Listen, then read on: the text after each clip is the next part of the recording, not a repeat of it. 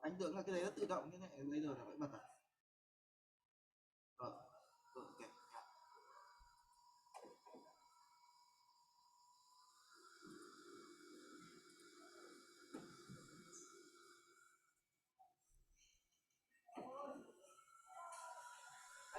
Được rồi, không rồi.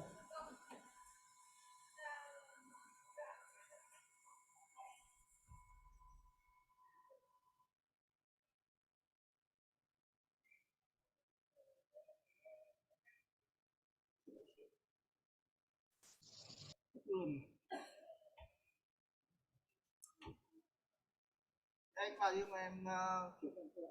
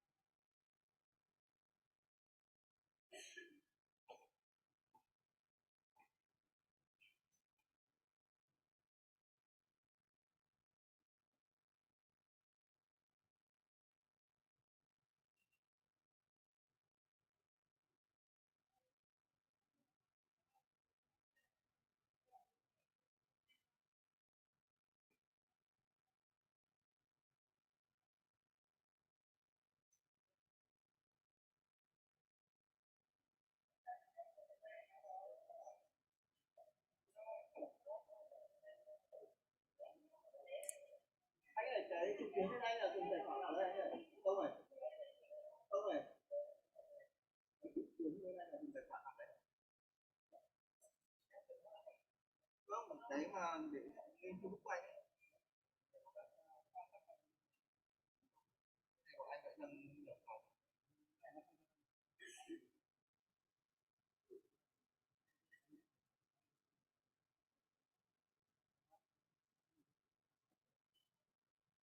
Mấy thứ này có.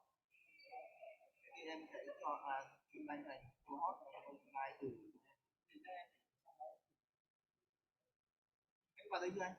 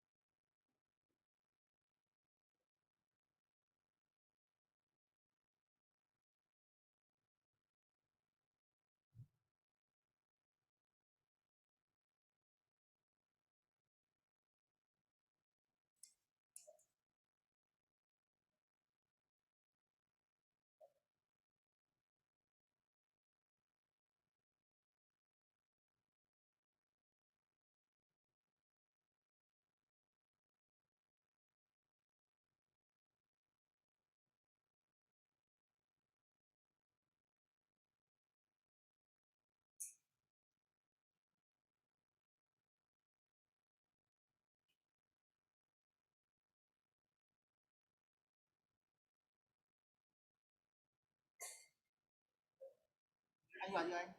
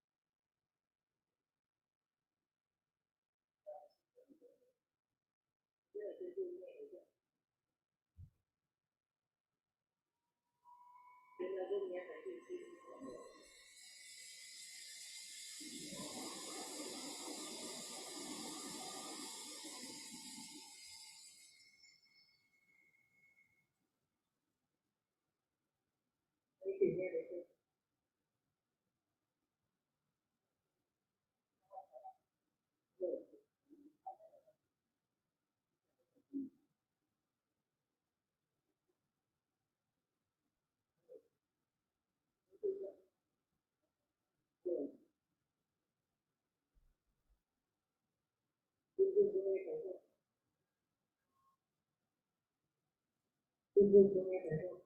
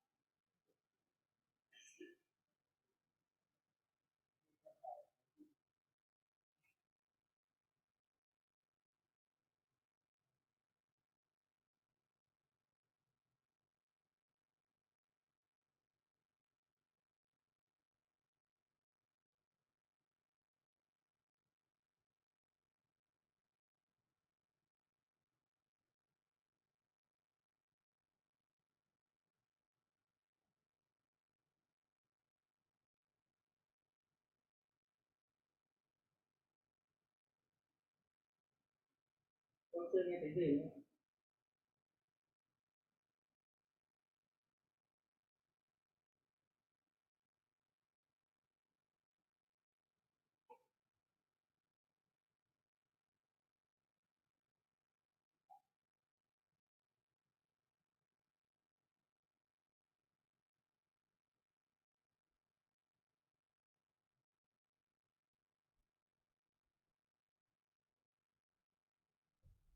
Sẵn sàng rồi.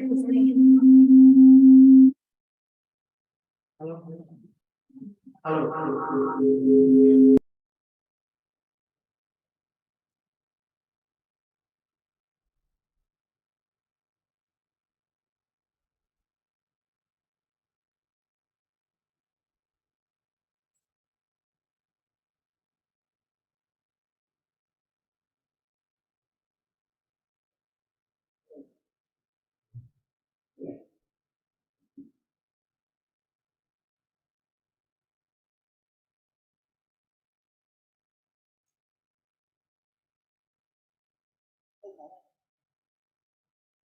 Alo, 1, 2, 3, 4, 5.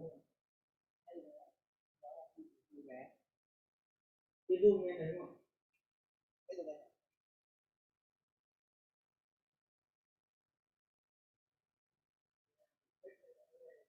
Cũng bị nhỏ.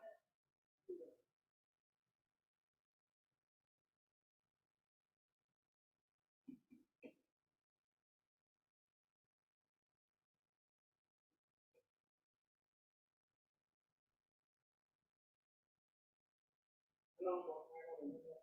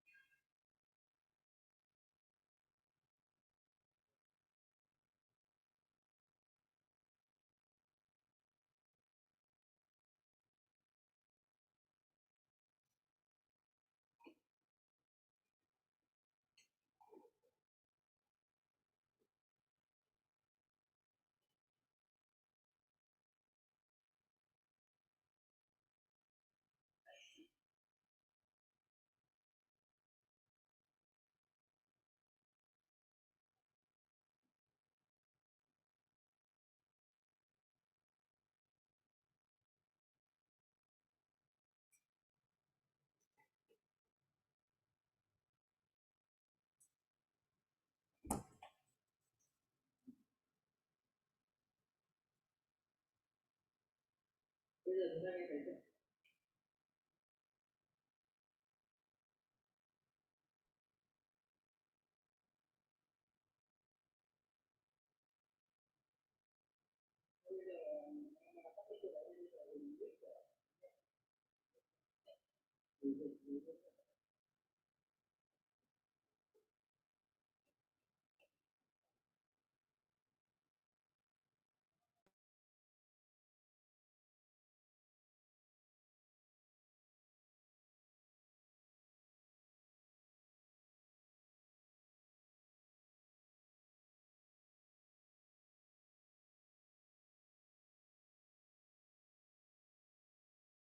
Xin chào buổi em giảm em giảm không giảm anh bị pha không thể em tắt loa này đi, tắt loa này đi thì mọi người sẽ nghe được, thì nghe từ máy cá nhân thôi, thì chủ yếu là giảm.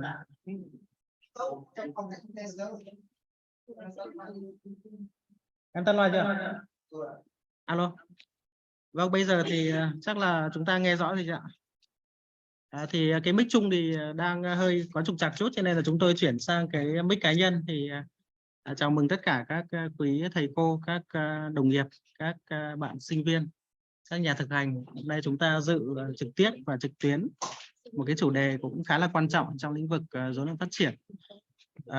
Trường Đại học Giáo dục thì gần đây có những cái chương trình đào tạo và cũng có rất nhiều người học liên quan đến cái lĩnh vực này, bao gồm các chương trình tiến sĩ và thạc sĩ về tâm lý lâm sàng, thạc sĩ tham vấn học đường, các chương trình cử nhân khoa học giáo dục tham vấn học đường và mầm non, và rất nhiều chương trình khác.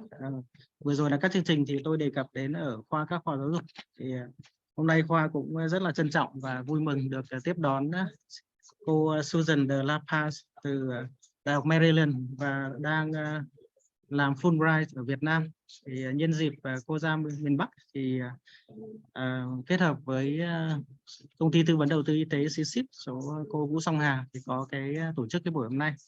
Và thời gian ban đầu thì định là làm 2 ngày, nhưng mà do cái đặc tính và đặc trưng của cái công việc cũng như phòng ốc của trường đại học, cho nên là chúng tôi gọn xuống 1 ngày. Tuy 1 ngày nhưng cũng khá là nhiều nội dung và cũng rất là nhiều những điều quan trọng. Cá nhân tôi thì làm trong lĩnh vực rối loạn phát triển cũng khá là lâu và cũng tìm hiểu nhiều lĩnh vực, riêng lĩnh vực các rối loạn học tập.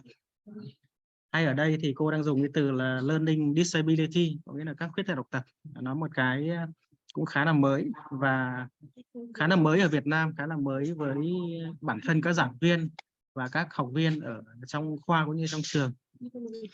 Mặc dù đây là một cái lĩnh vực rất là quan trọng và ảnh hưởng đến nhiều trẻ em độ tuổi đến trường, thì cô sẽ dẫn dắt chúng ta thông qua những cái nhận biết, những cái dấu hiệu, những cái đặc trưng của nhóm trẻ này, sau đó là những cái biện pháp can thiệp có bằng chứng. Cuối cùng là sẽ giúp chúng ta hiểu thêm về cái việc là khi chúng ta đưa ra các quyết định can thiệp hay là điều trị đứa trẻ thì phải dựa trên những cái thực chứng như thế nào, dựa trên số liệu như thế nào, thì nó cũng có liên quan đến một chút đến nghiên cứu. Hy vọng sau buổi hôm nay thì khoa trường cũng như là tất cả các nhà nghiên cứu, các nhà thực hành có cơ hội kết nối nhiều hơn với cô và có thể học hỏi thêm từ cô cũng như là hợp tác trong các nghiên cứu sau này của cô.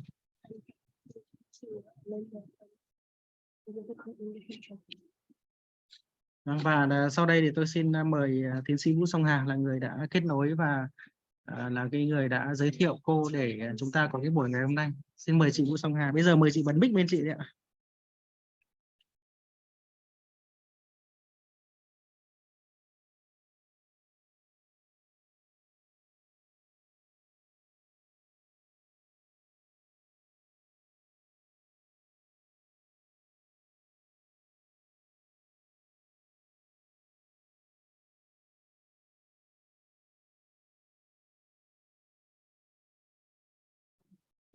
Được rồi, cảm ơn Công. Cảm ơn tiến sĩ Trần Văn Công đã có cái lời giới thiệu. Thì tôi cũng xin phép chỉ giới thiệu rất là ngắn gọn thôi cái lý do tại sao chúng ta có cuộc họp ngày hôm nay ở đây. Chị Susan thì như tiến sĩ Công cũng đã có giới thiệu là học giả Fulbright đến từ trường Maryland. Thì bên Đại sứ quán Mỹ thì có giới thiệu với Trung tâm Sáng kiến Sức khỏe và Dân số là một tổ chức phi chính phủ làm việc trong lĩnh vực về y tế và hiện nay đang nhận tài trợ của chính phủ Mỹ thông qua do USAID tài trợ để triển khai cái chương trình để về vấn đề về khuyết tật trí tuệ, khuyết tật phát triển, nâng cao năng lực của hệ thống y tế tại các tỉnh miền Trung. Chính vì vậy mà Đại sứ quán Mỹ thì cũng có giới thiệu với cô Susan cho chúng tôi vì đây như một cái nguồn nhân lực rất là quan trọng để giúp cho dự án có thể triển khai được tốt hơn. Vì cô Susan cũng có rất là sẵn sàng để có thể mà hỗ trợ cho hệ thống y tế cũng như các nhà chuyên gia làm về vấn đề về giáo dục hay là những cái vấn đề về can thiệp khác. Thì cô Susan đồng ý là sẽ hỗ trợ cho bên Trung tâm Sáng kiến Sức khỏe dân số 2 mảng. Một là tập huấn cho bên cán bộ y tế tại 3 tỉnh miền Trung, và thứ hai cũng hỗ trợ cho bên Trung tâm Sáng kiến Sức khỏe dân số để làm tốt hơn công tác về theo dõi cái tiến trình can thiệp và nghiên cứu. Và vì vậy chúng tôi cũng rất là vui mừng là cô Susan có thể ra đây làm việc ở Hà Nội 3 ngày với bên trung tâm, và sau đó sẽ có cái chương trình đào tạo cho cán bộ y tế ngắn ngày tại 3 tỉnh Huế, Quảng Trị và Quảng Nam. Thì xin trân trọng cảm ơn chị Susan. Sau cái cuộc họp ngày hôm nay của chúng ta thì cô Susan sẽ làm việc với Trung tâm Sáng kiến Sức khỏe dân số, và sau đó cũng sẽ sang bên VNU-UEd là cái đơn vị đào tạo về y tế, để cô Susan cũng có thể biết được cái chương trình đào tạo của mình nó phù hợp thế nào cho nhóm đối tượng cán bộ y tế, để sau này cái chương trình đào tạo ở Huế, Quảng Trị, Quảng Nam sẽ tốt hơn. Và hôm nay trong tham gia cuộc họp thì chắc chắn cũng sẽ có một vài cán bộ y tế tại 3 tỉnh. Vì hôm trước trong cái cuộc họp thứ 6 tuần vừa rồi, khi có cả tôi và chị Thương cũng tham gia thì cũng có giới thiệu qua, thì mọi người cũng rất là cảm thấy rất là quan tâm. Và ngày hôm nay cũng sẽ có thêm một số cán bộ y tế nữa cũng tham dự. Mặc dù mọi người biết là sẽ được đào tạo trong 3 ngày, thế tuy nhiên là vẫn tham dự ngày hôm nay. Và rất cảm ơn bên chỗ Trường Đại học Giáo dục, bên chỗ của tiến sĩ Công khoa của mình đã nhận coi như là host cái cuộc họp ngày hôm nay của chúng ta. Và chúng tôi cũng rất mong chờ rất nhiều nội dung rất là hay. Thì cô Susan có hỏi là cái nội dung có cơ bản không? Tôi cũng nói là không đâu, vì bản thân tôi làm ngành y mà có các cái khái niệm gọi là khuyết tật trí tuệ, khuyết tật học tập nhiều khi nó còn bị chồng chéo với nhau, hay khuyết tật về phát triển. Cho nên cái cuộc trao đổi này cũng sẽ giúp chúng ta có nhiều cái câu hỏi được trả lời được hơn và hiểu rõ hơn về các khái niệm này. Nó cũng sẽ tiến trình, nó cũng sẽ thay đổi theo thời gian, thay đổi theo bối cảnh, tùy thuộc vào nguồn lực của các cái đất nước, cũng như cái ảnh hưởng bởi cái xã hội người ta sẽ xây dựng hình thành nên các khái niệm này như thế nào. Tại vì ví dụ như ở Anh tôi được biết thì mọi người sẽ thiên nhiều và dùng vào cái thuật ngữ khuyết tật học tập này nhiều hơn, trong khi ở Mỹ có thể mọi người sẽ dùng nhiều về khuyết tật về trí tuệ, và chắc chắn là có những cái overlap lẫn nhau. Tôi cũng rất là mong chờ để học hỏi thêm từ các anh chị và các bạn. Còn xin trân trọng cảm ơn và nhường lời cho cô Susan ạ.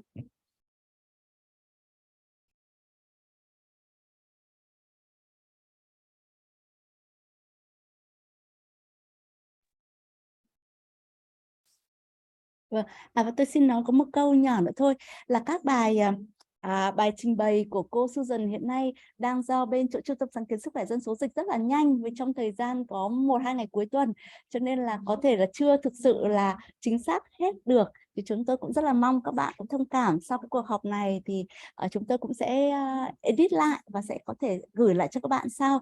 Và ngày hôm nay tôi cũng xin trân trọng giới thiệu có thạc sĩ Hồ Huyền Thương.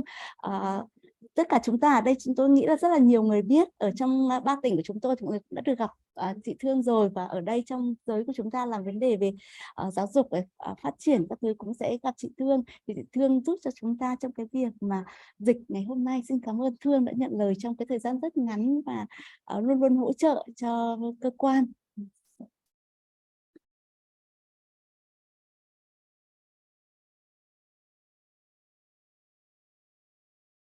We test. We can use mine. Okay. Yeah. Yeah.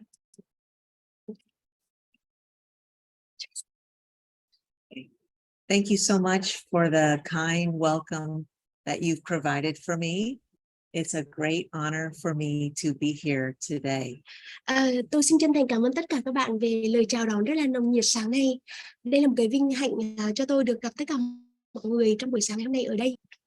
I'm a professor of special education and have been a professor for 25 years or so in the United States. And my background is focusing on learning disabilities. Tôi là một giáo sư về lĩnh vực giáo dục đặc biệt, và tôi đã có khoảng 25 kinh nghiệm là với vai trò là giáo sư ở trong cái lĩnh vực, và chuyên ngành của tôi chủ yếu là về chuyên ngành sâu của tôi là về khuyết tật học tập. With the learning disabilities focus, my personal research program has been with students in middle school and high school in the area of writing instruction, writing assessment. So I've had a specialization with writing and learning disabilities for a long time. Và tôi đối với lĩnh vực về khuyết tật học tập thì trọng tâm làm việc và nghiên cứu của tôi là đối với nhóm trẻ trung học và nhóm trẻ cấp 3, và tôi tập trung nhiều vào các hướng dẫn và đánh giá về can thiệp cho trẻ về viết và các lĩnh vực của khuyết tật học tập. And the last thing I wanted to mention is that my work has been in what is called general education high schools. So the students with learning disabilities might only be 3 students or maybe at most 8 students in a class with 32 to 35 students. So the American educational system is very different, and I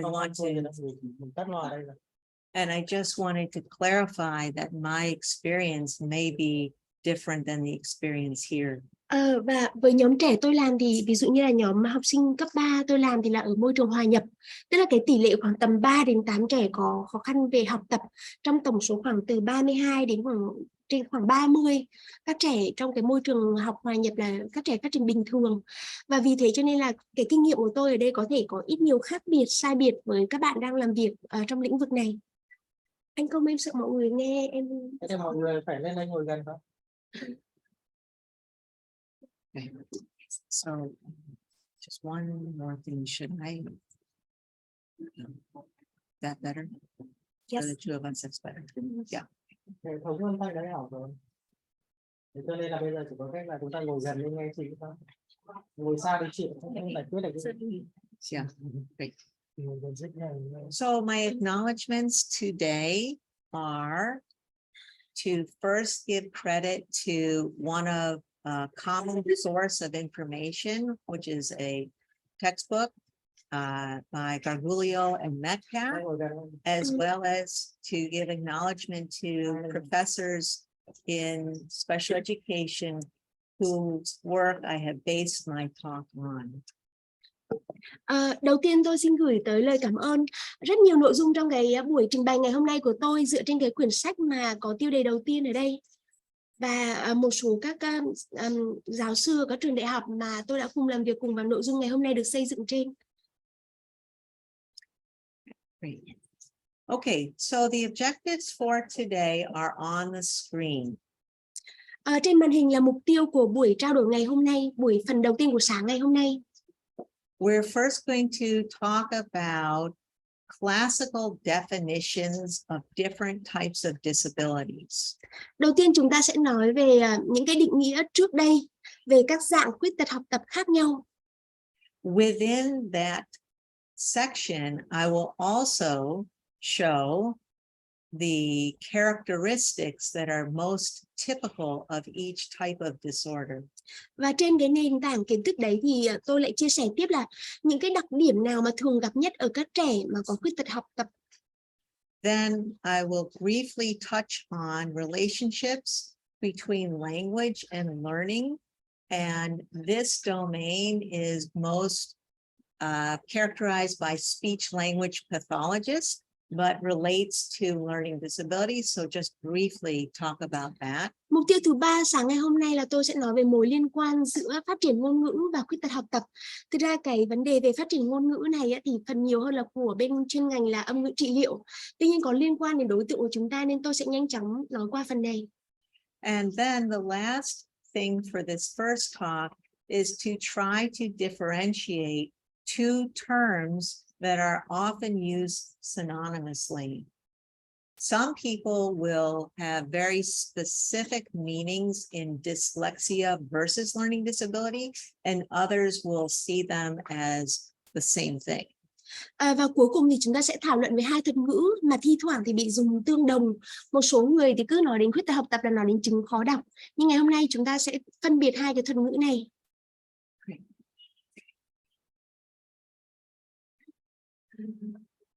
Oh, sorry, one second. Yeah, it's okay.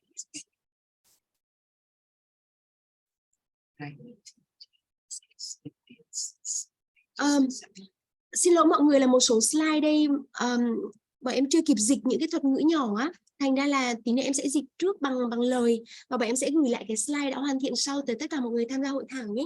Vâng.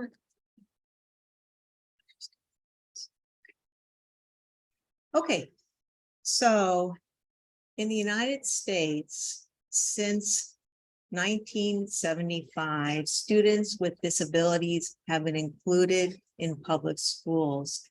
There is a legislation that guarantees all students with disabilities, including those that are shown here on this slide, have been included in public schools.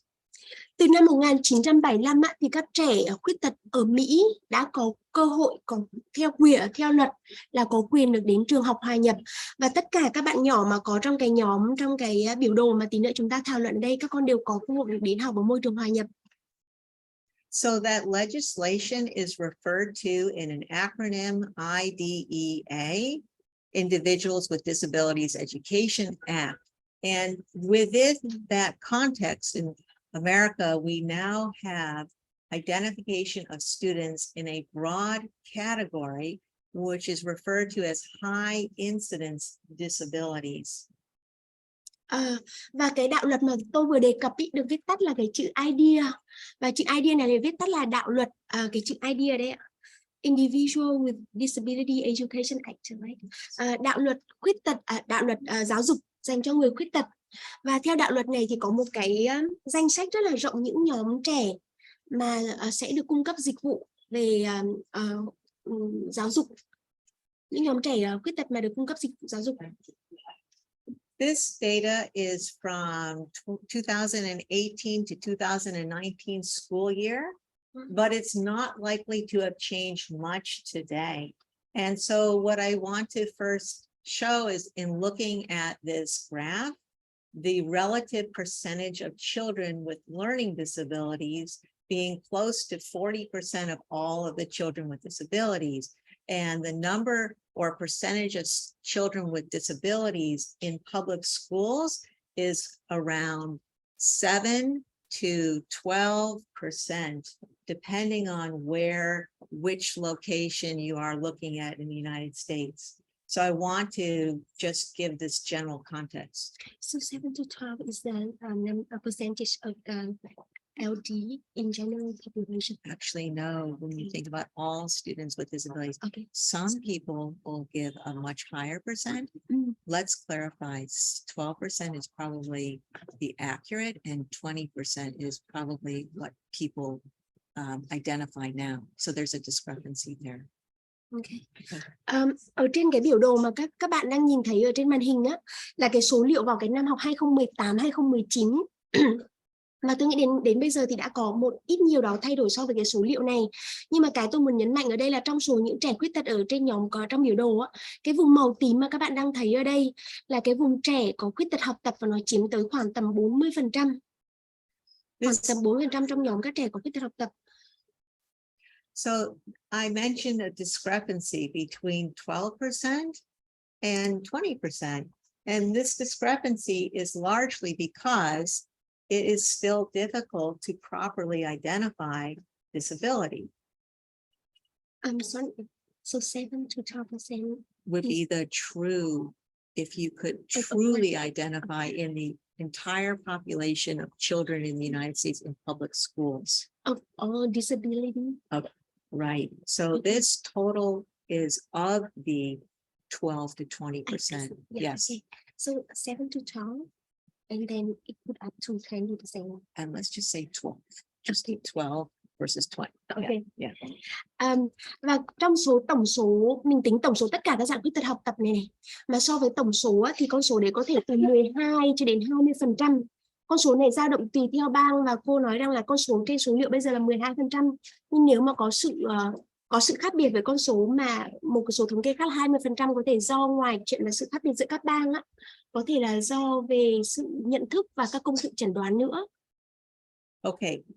The last thing is there's a section on this slide that says other health impairments. That is most likely the same as ADHD.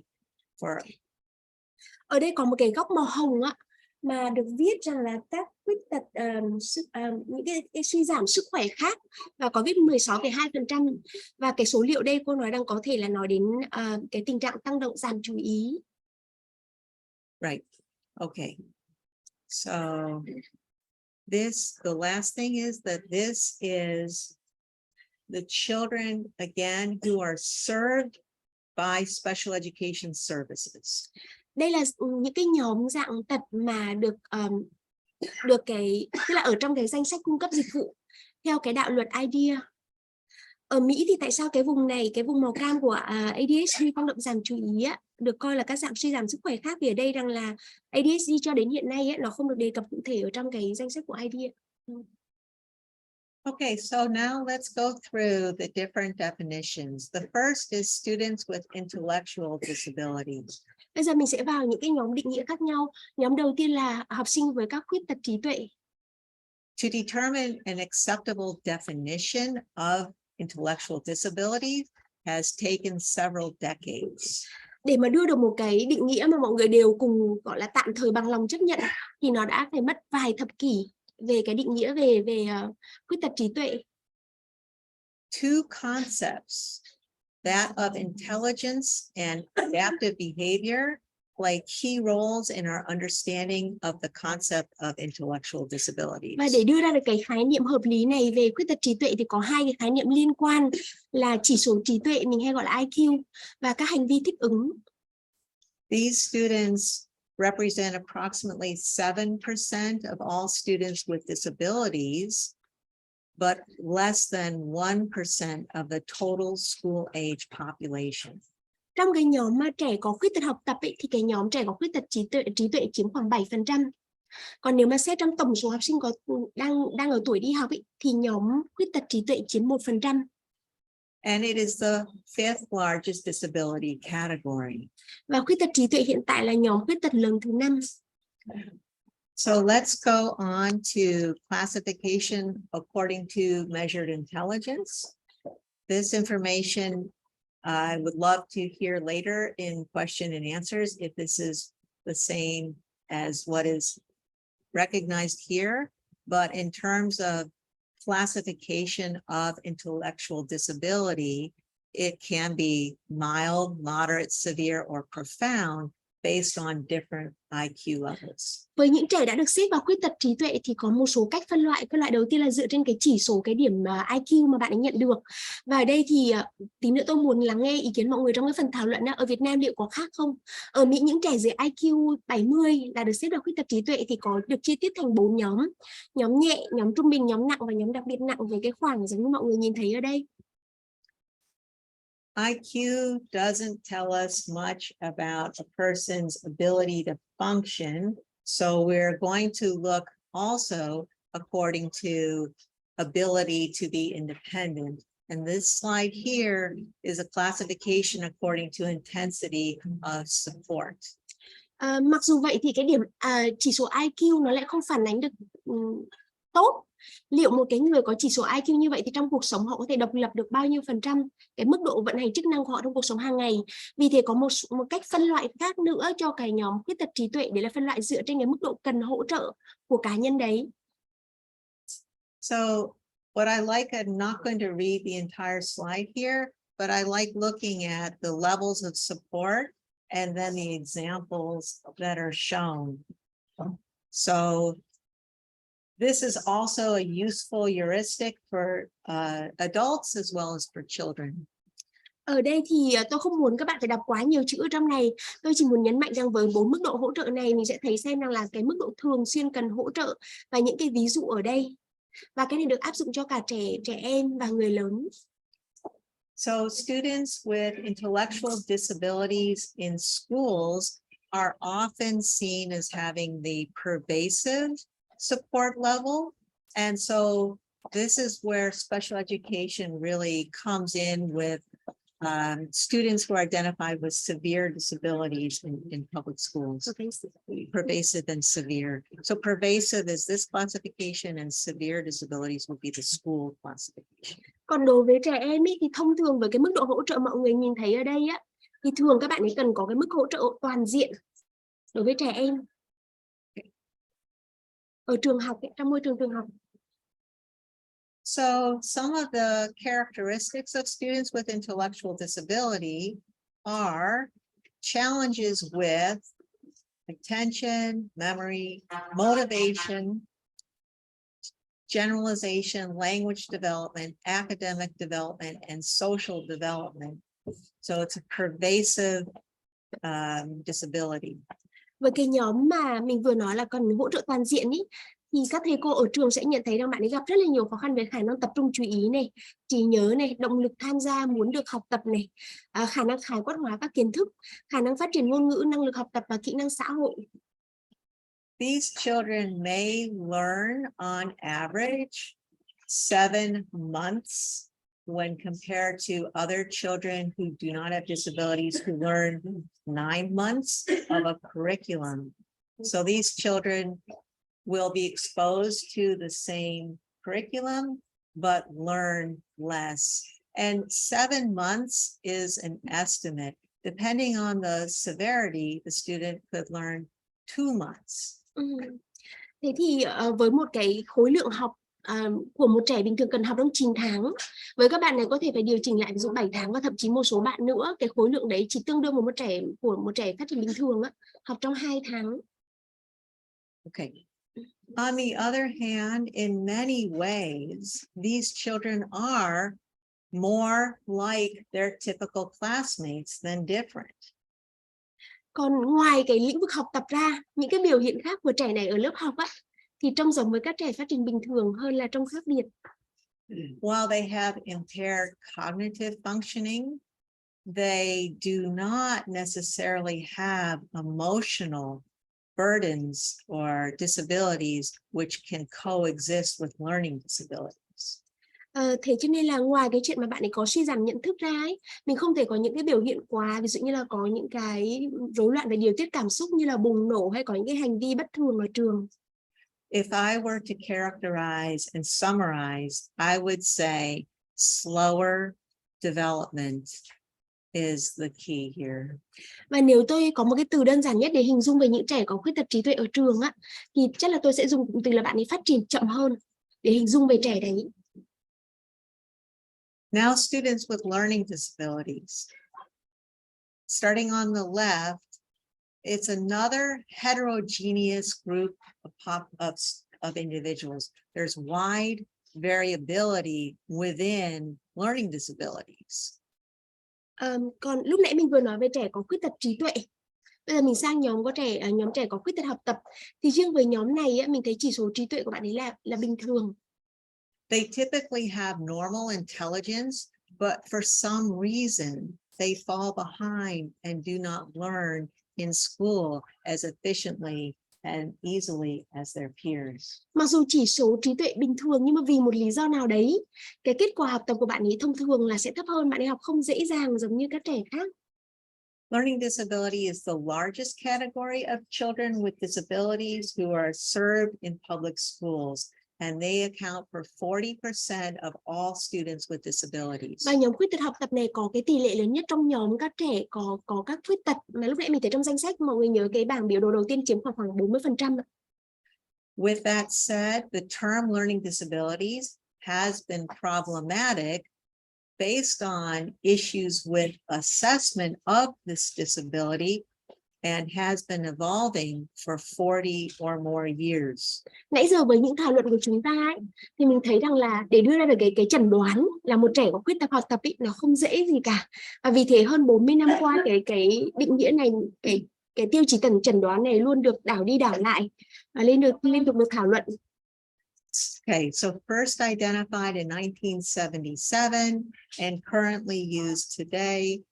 Go to the next slide to get a better definition. Năm 1977 là lần đầu tiên mà cái định nghĩa này được xuất hiện và cho đến nay thì vẫn được sử dụng, và cái định nghĩa đấy như sau. So, doesn't matter. Yes. Specific learning disabilities has inclusionary criteria and exclusionary criteria.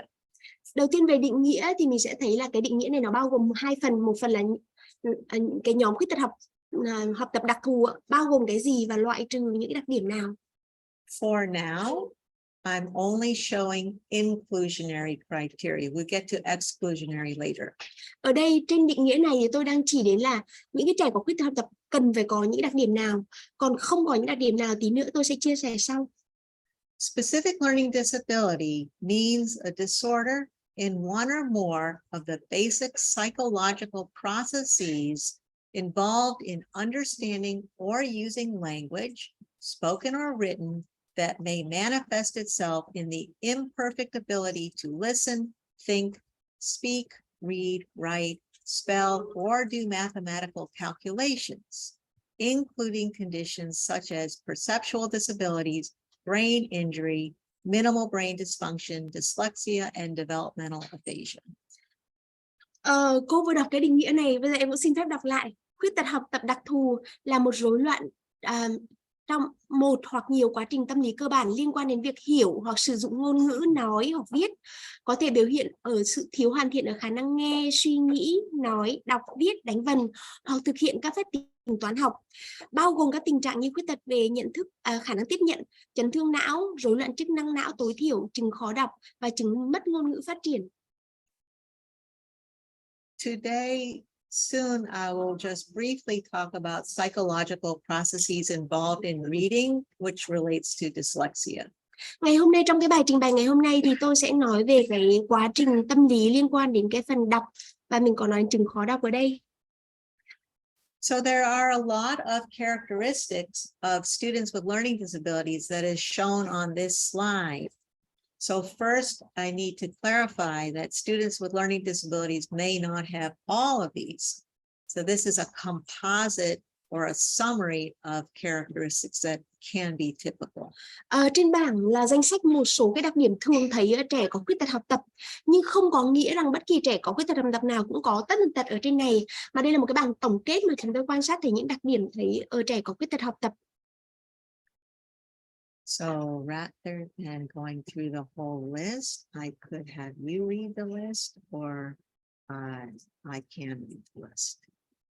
What would you like? Do you want to just read them? I can read them and Yes. see if do you want to pause for people have question, or will you wait for Q&A later? Yes, we can pause. So I would like to just have this list be shared with you. And then I want to point out just one of these more than the others. Ở đây có một danh sách mà có trên màn hình, rối loạn chú ý, khả năng vận động kém, các vấn đề về xử lý thông tin, khiếm khuyết xử lý tâm lý, vân vân. Ở đây mọi người có cái phần nào mà mọi người muốn cô thảo luận sâu hơn không ạ? Trong cái danh sách ở trên đây. So impaired metacognition is very salient, prominent, because it describes students who have either poor problem solving, poor self-regulation, or poor execution of learning activities. Yes. It's very salient. Yes, this is very much of, if you say, what's such a big difference between intellectual disability and learning disability? Students with intellectual disability will need more prompting, and that is very clear. They're slower overall. Students with learning disabilities will have much higher ability to approach and complete work, but when it comes to working independently, the impaired metacognition means they also need explicit problem-solving skills that wouldn't even be attempted with students with intellectual disability. Wow. This is a big one. I thought that metacognition is thinking over your thinking. But this is thinking over your thinking. It's problem solving. How do you solve a new math problem? You think I know a math problem already. It's so addition and multiplication have some relationship. Sorry, can you say one more time about Yes. impaired metacognition? Bây giờ cô sẽ nói kỹ hơn về cái mục là suy giảm siêu nhận thức nhé. Vâng ạ. So metacognition is a very general term and has so many meanings. When we get to talking about evidence-based instruction, the third talk for today, it will probably become much more clear.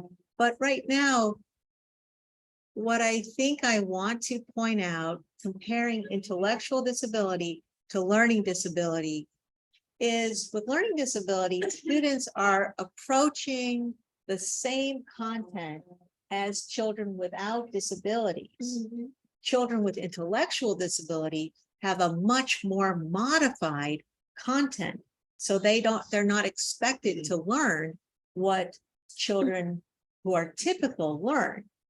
And when you have students with learning disabilities having such a high level of expectation, then what becomes so obvious is that they need help, specific help with the steps by steps, the thinking about how to approach problems and that self-regulation of content. So, Em nghĩ là chỗ này em cần có thêm sự hỗ trợ. Khái niệm về metacognition trong hiểu biết của em nó hơi khác ý. Chiều nay trong cái phần 3 cô sẽ quay lại nó một chút về can thiệp trị liệu dựa trên bằng chứng, và phần đấy chắc là cô sẽ có lại nói lại về metacognition. Hiện tại cô đang muốn phân biệt. Anh Công ơi, nếu chỗ này có chỗ em không rõ anh có thể giải thích thêm hộ em nhé.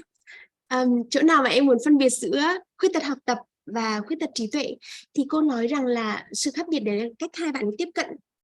Với các bạn có khuyết tật trí tuệ thì sẽ cần phải chia nhỏ các bài đấy. Trẻ có khuyết tật học tập dường như lúc ban đầu mình nhìn qua ấy thì thấy bạn ấy không có khó khăn gì cả, nhưng đến cái vấn đề, cái cách giải quyết vấn đề ấy, thì chỗ đấy là chỗ mà bạn ấy cần có sự hỗ trợ, khả năng điều tiết vân vân. Thì đấy là cái khó khăn bạn ấy gặp phải đối với cả là khiếm khuyết về siêu nhận thức. okay, so just one final example is reading comprehension.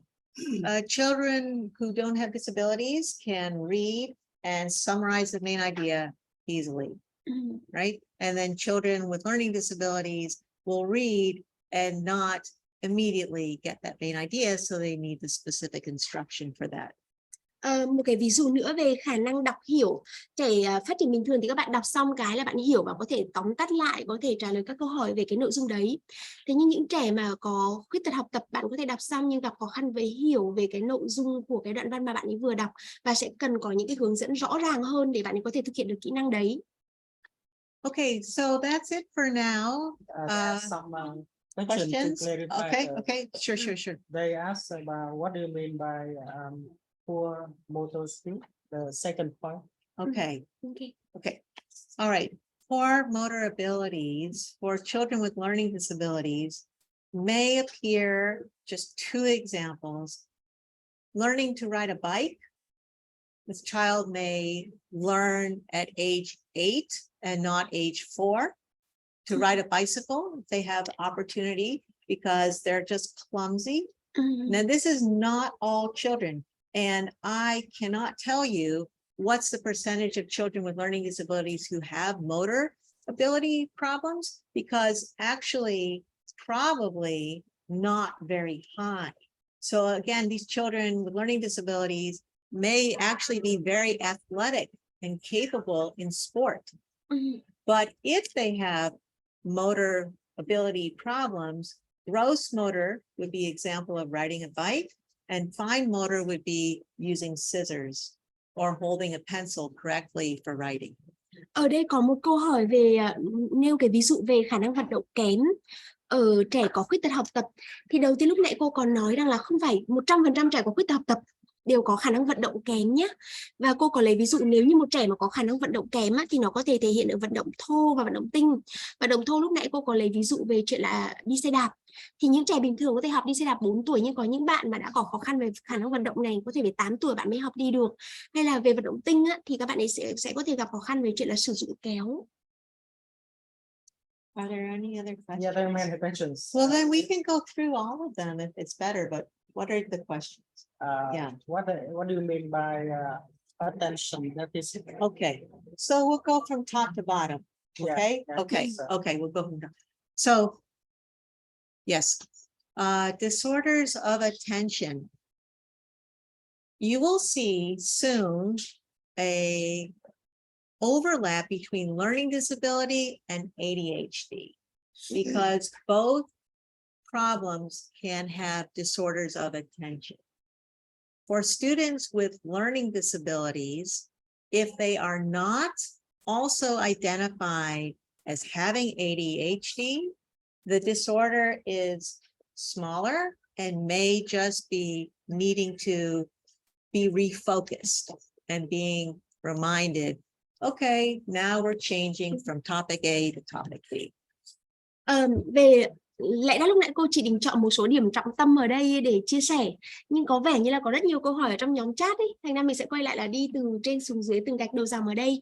Thì đầu tiên là rối loạn chú ý, và tí nữa chúng ta sẽ thấy rằng là giữa trẻ khuyết tật học tập và trẻ có ADHD, tăng động giảm chú ý, thì sẽ có những cái điểm rất là tương đồng, rất là giống nhau giữa hai trẻ đấy. Và một trong những điểm đấy là cái phần mà giảm chú ý của cả hai nhóm trẻ. Nếu mà trẻ đấy chỉ có khuyết tật học tập mà không có kèm thêm với cái chẩn đoán ADHD thì cái khả năng học tập của bạn ấy sẽ tốt hơn. Nếu cái giảm chú ý này lúc đấy chỉ đơn thuần là mình cần có cấu trúc lại bài dạy, có thêm nhắc nhở là rồi mình vừa học xong bài này, bây giờ mình sẽ sang bài này nha, thì cái khó khăn về giảm chú ý lúc đấy nó sẽ dễ can thiệp hơn. So we could spend a week talking about psychological processing deficits and information processing problems. That topic has been researched very carefully by special education researchers in the United States for 40 years. And the knowledge is deep, but it is so detailed. We really can't talk about that today. Nếu xét về chuyện mà mình có thể trao đổi với nhau về các quá trình diễn biến tâm lý và phần xử lý thông tin á, thì cái nội dung này đã được nghiên cứu rất là sâu ở Mỹ trong 40 năm qua và đã có rất nhiều nghiên cứu chi tiết. Và có thể nếu mà muốn nói về chủ đề đấy chúng ta sẽ mất cả tuần để chỉ nói về chủ đề đấy. Cho nên trong buổi ngày hôm nay thì chúng ta không thể nói sâu quá. So we will keep it brief. We will talk about dyslexia and psychological processing with dyslexia. And I will also mention the topic of comorbidity later and refer to this. Và vì thế cho nên là trong buổi ngày hôm nay chúng ta sẽ tập trung nói về cái quá trình xử lý thông tin đối với cái chứng khó đọc. Và có một phần nữa tôi sẽ đề cập đấy là những cái bệnh lý thường xuyên đi kèm với các trẻ mà có khuyết tật học tập. And my context of comorbidity is children with either learning disability and ADHD, or children with reading disability versus reading and math disability. Ví dụ như là có những trẻ chỉ có chẩn đoán là có khuyết tật học tập thôi, nhưng có những trẻ là ngoài khuyết tật học tập là chẩn đoán chính, bạn ấy có một cái chẩn đoán đi kèm nữa là ADHD, hay có những bạn chỉ có chứng khó đọc thôi, nhưng có những bạn lại kết hợp giữa chứng khó đọc với cả khả năng là bạn ấy gặp khó khăn trong làm toán nữa. Short and long-term memory. The example that's easiest is I'm going to give a metaphor, and that is I have to be careful because I would say something called Swiss cheese. I don't know how common it is to eat Swiss cheese in Vietnam, but the idea is that you have something with holes in it. So the metaphor is for short and long-term memory. The student is exposed to and understands and can do something in class one day. Maybe it's a math problem. And then 2 days later, the child is lost and they are like completely not remembering. And it's because when they were learning and exposed to the idea first, it didn't get transferred from short-term memory to long-term memory. So that is another common characteristic. How does it relate to Swiss cheese? Swiss cheese is a type of cheese that is a slice with holes in it. So I apologize. Didn't think that would be a problem. Yeah. Yes, but Hôm nay nó có lỗ. có lỗ Thì có thể là nhưng mà nó đã bị học còn giờ nó lại đi ra khỏi cái lỗ đấy hả? we wonder as teachers, Yeah. why is it this child could do something on Monday And then, and Thursday Yeah. they can't do it? And it's short term, they Yeah. got it, but it didn't get transferred. So the psychological processing from short term to long term Long-term, storage is faulty. Ở đây có một cái khái niệm nữa về trí nhớ ngắn hạn và dài hạn. Thì về mặt trí nhớ ngắn hạn, cô lấy một ví dụ, có những trẻ ví dụ như là ngày thứ 2 đã học xong cách làm một phép toán rồi. Thế mà vèo cái sang ngày thứ 5 á, thì bạn ấy quên sạch đi. Có nghĩa là ngày thứ 2 khi bạn làm phép toán đấy á, thì bạn ấy đã được hiểu và lúc đấy được gọi là bạn ấy sử dụng cái trí nhớ ngắn hạn. Lẽ ra cái trí nhớ ngắn hạn này cần được tổ chức lại, được sắp xếp lại để đưa vào trí nhớ dài hạn, và lúc cần bạn ấy có thể truy xuất dữ liệu và sử dụng lại. Thế nhưng bạn ấy không có cái khả năng đấy, và đấy là liên quan đến chuyện là không có thể tổ chức lại trí nhớ ngắn hạn đưa vào bộ nhớ dài hạn. Và vì thế cô có đưa ra một cái hình ảnh ẩn dụ là cái phô mai Thụy Sĩ mà có cái lỗ, và em nghe cô nói sao em không hiểu là nó có liên đới gì. Anh Công bảo là chắc cái lỗ để giống như kiến thức đi vào để chui ra lỗ. Anh đoán vậy. Yes. Okay, so we'll move on, right? We'll just keep going. Bây giờ cô giải thích qua một số câu hỏi đã có ở trong nhóm Zoom á, và tí nữa mình có cả phần hỏi đáp nữa. Vâng. Yes. There one question about the quantitative disorder. Yes, no, I was going to go to oral language Okay, next. okay. Oral language. Yes, I Okay. just meant moving down away from memory. So oral language. Yeah. Rồi, vậy thì nó chỉ nhớ ngắn hạn và dài hạn lúc nãy mình có nói siêu nhận thức rồi. Bây giờ mình sẽ sang cái phần tiếp theo, đấy là ngôn ngữ nói, khó khăn về ngôn ngữ nói.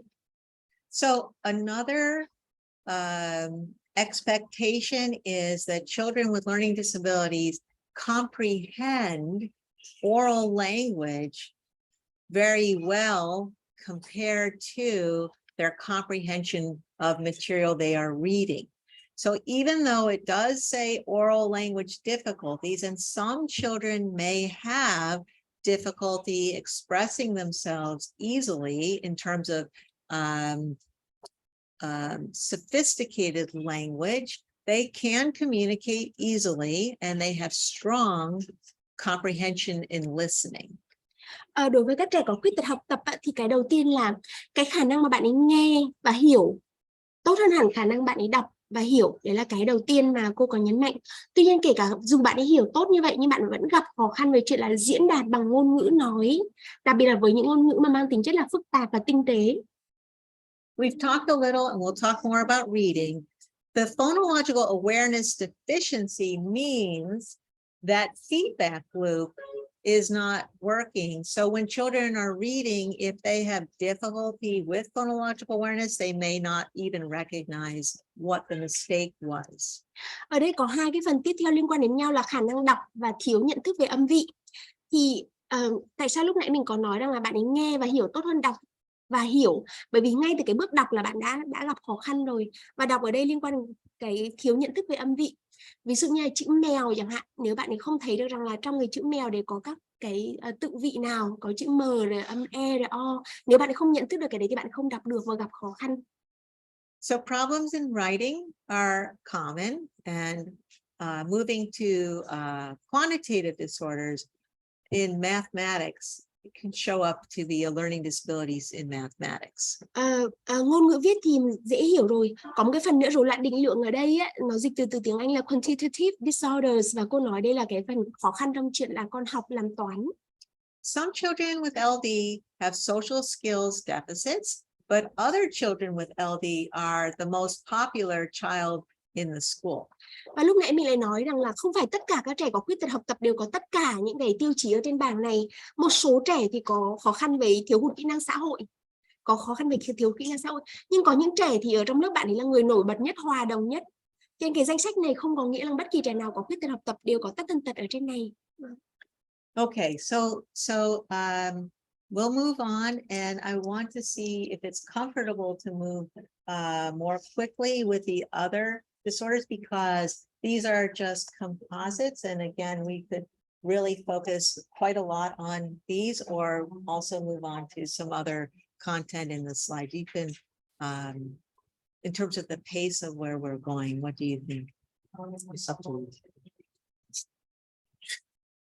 It's so you're okay, let me pause for a second on mute to the whole group for a minute, just a second.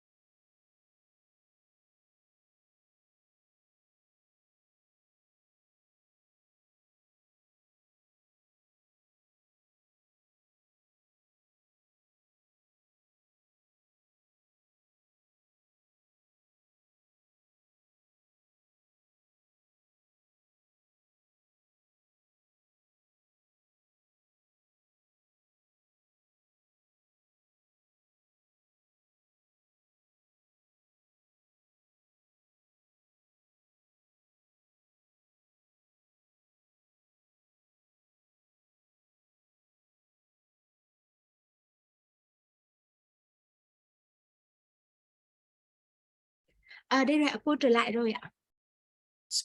So speech and language impairments. This is two categories within one service provider of speech language pathologists. So we will talk about speech disorders first. Ở đây thì mình có khiếm khuyết về ngôn ngữ và âm lời nói, và cô sẽ tập trung phần đầu tiên là với phần âm lời nói trước. So three types of speech disorders are articulation disorders, which is the production of phonemes, literally with the physical structures when speaking. So the placement of the tongue, the teeth, all of that. So omissions, distortions, substitutions, additions, the sounds are incorrect. Đầu tiên thì cô có nhấn mạnh đây là cái lĩnh vực của các bạn là âm ngữ trị liệu á. Và vì thế trong cái buổi này, nội dung này thì cô cũng nói rất nhanh. Trong quá trình mà em dịch có phần nào mà chưa rõ thì mọi người hoặc là em dịch không đúng với thuật ngữ, mọi người cũng chia sẻ với em nhé. Thì trong cái rối loạn âm lời nói đây cô có chỉ ra 3 cái rối loạn cơ bản. Rối loạn đầu tiên là rối loạn quá trình phát âm. Có nghĩa là cái âm tiết mà trẻ tạo ra có thể không đúng, bao gồm có chuyện là bị thiếu. Ví dụ như là cô thương, một số bạn sẽ không nói được cô thương mà bạn nói là ương chẳng hạn, bị thiếu mất chữ thơ đầu tiên. Bị vặn vẹo chữ thương có thể bị đổi thành một cái âm tiết nào đấy, thay thế ví dụ như thương thì bạn nói thành cô hương chẳng hạn, thì chữ thơ bị đổi thành chữ hơ. Bị méo, anh Công dịch vặn vẹo là anh Công đổi thành chữ méo. Thừa âm tiết, ví dụ như bạn ấy thêm vào một cái âm tiết nào đấy trong cái từ mà bạn ấy nói. Và cô có nói cái rối loạn này có thể là liên quan đến chuyện là cấu trúc về sinh lý của bạn ấy, hay là cái cách mà bạn ấy vị trí các cơ quan cấu âm khi mà bạn ấy tạo ra các âm tiết này. So children with articulation disorders, it's not very common within the overall category of speech and language impairment. So overall speech and language impairment would be 16% of children with disabilities. Speech and language is 16. Articulation disorder might be 2 of the 16. So very small, because normal development of articulation will have some errors as children learn language from age 2 to age 4. And when they're in school and age 5 through 7, there's very few kids who have this problem. Okay, so 16 of LD.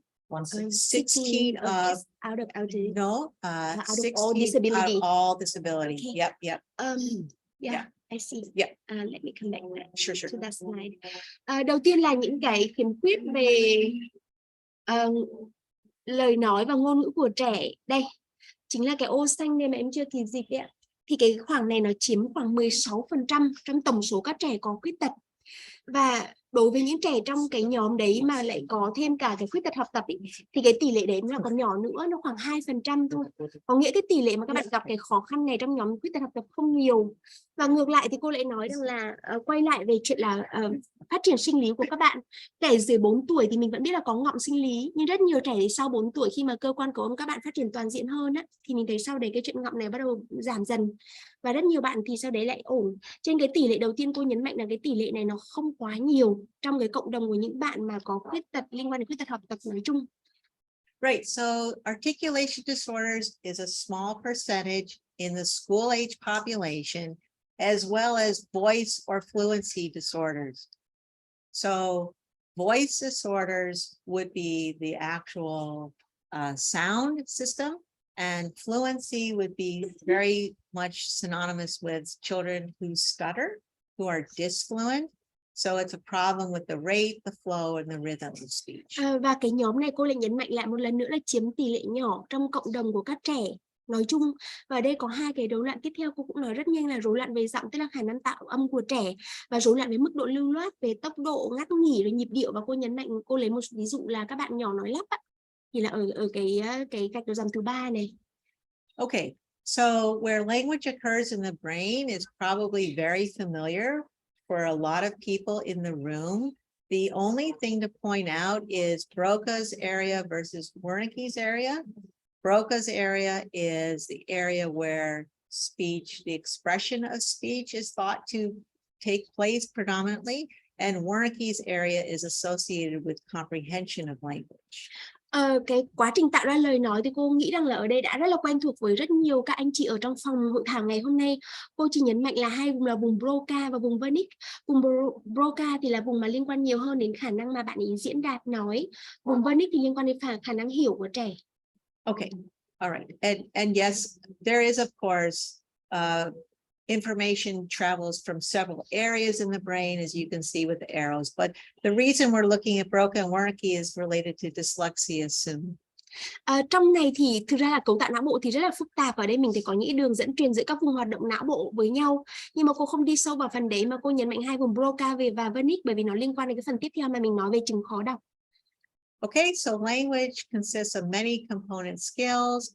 The form of language, which is the structure. Often we can see the phonology, the syntax. The syntax is the grammar. The morphology is the word forms. So the difference between present and past tense, the difference between present perfect and to be, those are different levels of syntax. So it's basically the grammar. Ngôn ngữ thì bao gồm nhiều kỹ năng và mọi người rất là quen thuộc với cái mô hình là có 3 cái vòng tròn này rồi. Cấu trúc, ngữ nghĩa và ngữ dụng. Lúc nãy cô vừa nói về cấu trúc, nói đến cấu trúc thì mình hay nói đến là hệ thống âm vị học này. Rồi cô có nói đến là hình thái học, ví dụ như là trong tiếng Anh á thì cũng là một cái từ đấy, động từ đấy có thể chia ở thì quá khứ, đuôi ing thì nó có thể thay đổi về mặt hình thái. Rồi có yếu tố cú pháp nữa. Okay, so another component skill is the content. The semantics is the word meanings. Phần tiếp theo là ngữ nghĩa, ý nghĩa của các từ. Okay, and the use of language is called pragmatics. It's knowing how to communicate in different social situations. Và phần cuối cùng là ngữ dụng, tức là cách con hiểu để giao tiếp trong các bối cảnh xã hội khác nhau. So kids with language impairments may have trouble telling a joke because they know the concept, but they can't remember all of the words and the order of words to actually make the joke funny. And that's in kids with language impairments. Okay. Because language, not LT. Right. Và những trẻ mà có khiếm khuyết về ngôn ngữ á, thì có những bạn ví dụ như ngữ dụng chẳng hạn gặp khó khăn về chuyện biết nói đùa. Mình biết là các bạn có tự kỷ hiểu nghĩa từ đấy, nhưng trong bối cảnh nói đùa hoặc là tiếng lóng hoặc nói bóng nhỉ, nói bóng gió là bạn ấy gặp khó khăn. Okay, so we talked already briefly on a prior slide about oral language. So talking, listening, and the mental representations that support both. Do you mean the mental representation words? We're not going to get too bogged down in that. Okay. Yeah, because that's the processing. Oh, okay. Yeah. Ngôn ngữ nói thì lúc nãy ở cái slide trước cô có đề cập qua rồi, nó liên quan đến cái phần là trẻ nói và trẻ nghe hiểu trong những hoạt động sinh hoạt hàng ngày. Okay.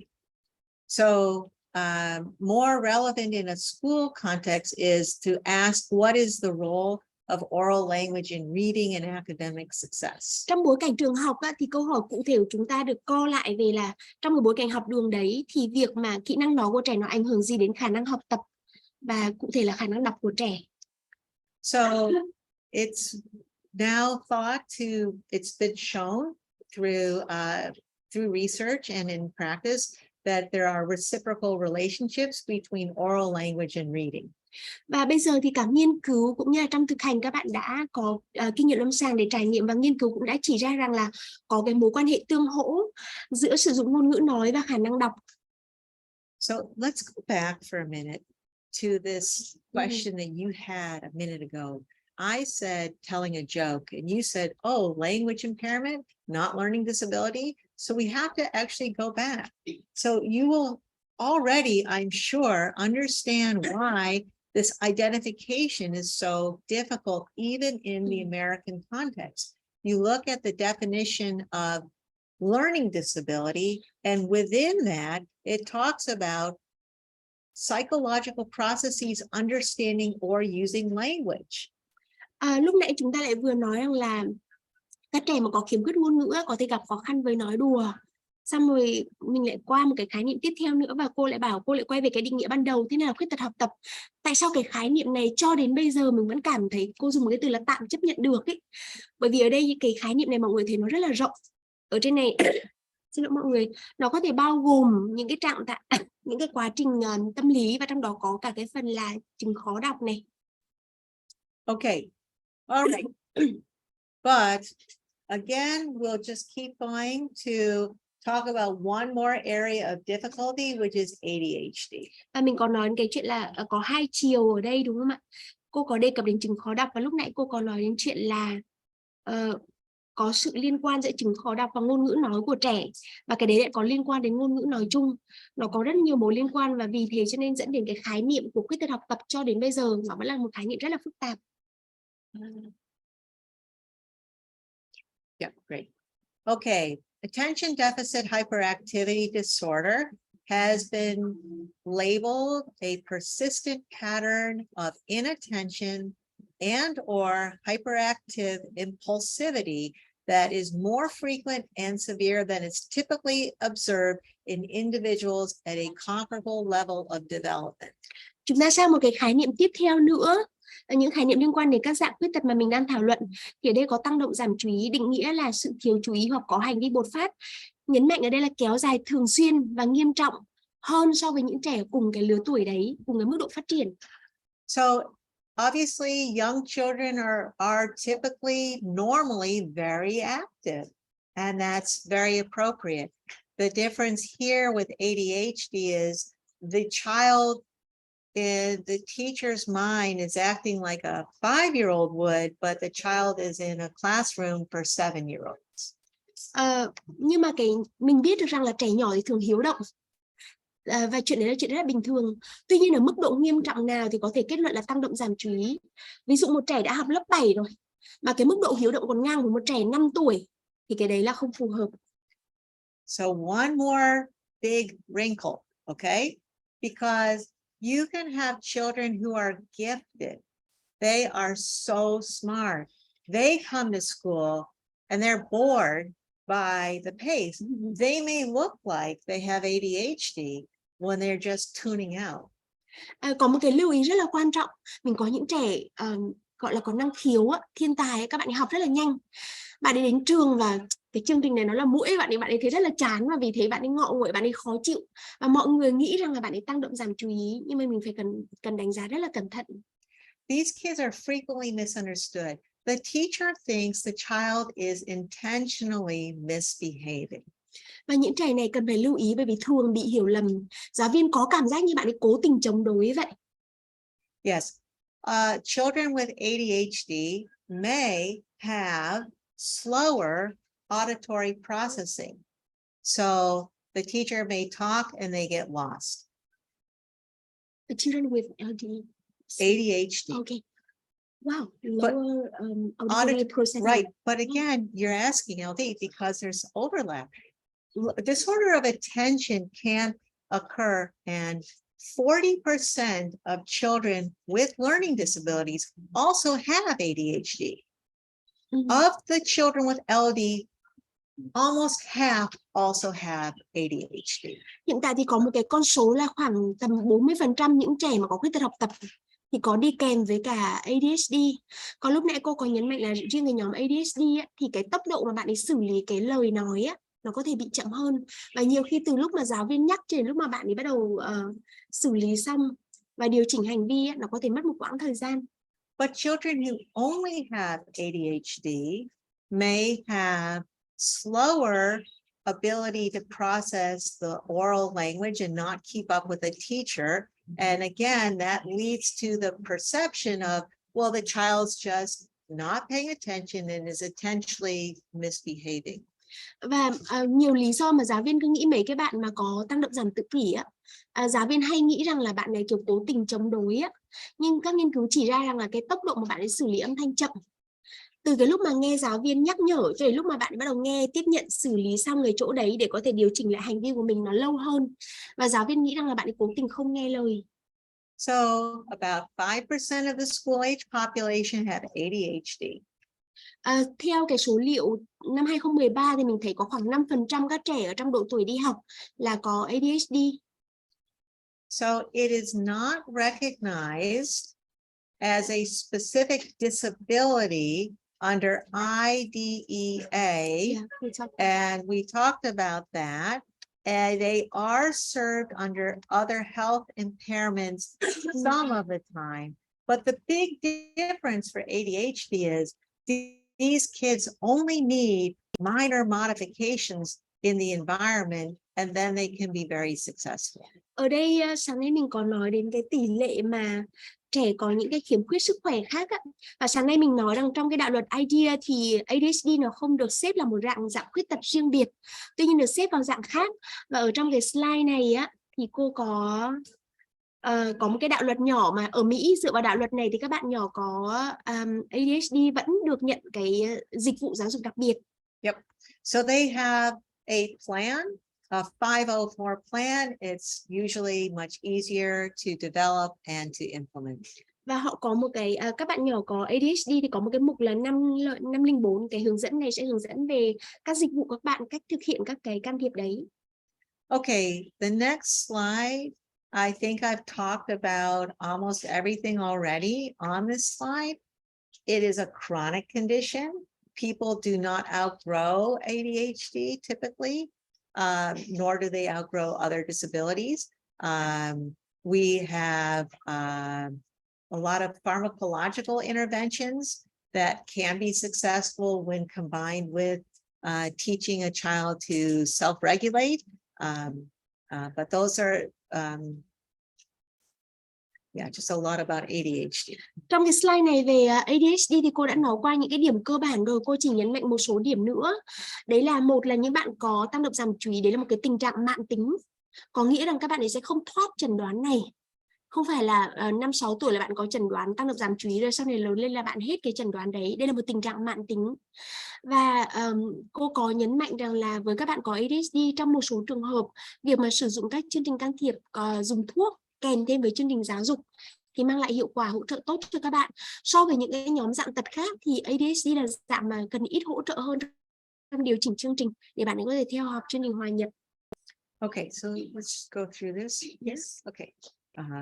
So we talked about inattention. Examples are careless mistakes, difficulty sustaining attention.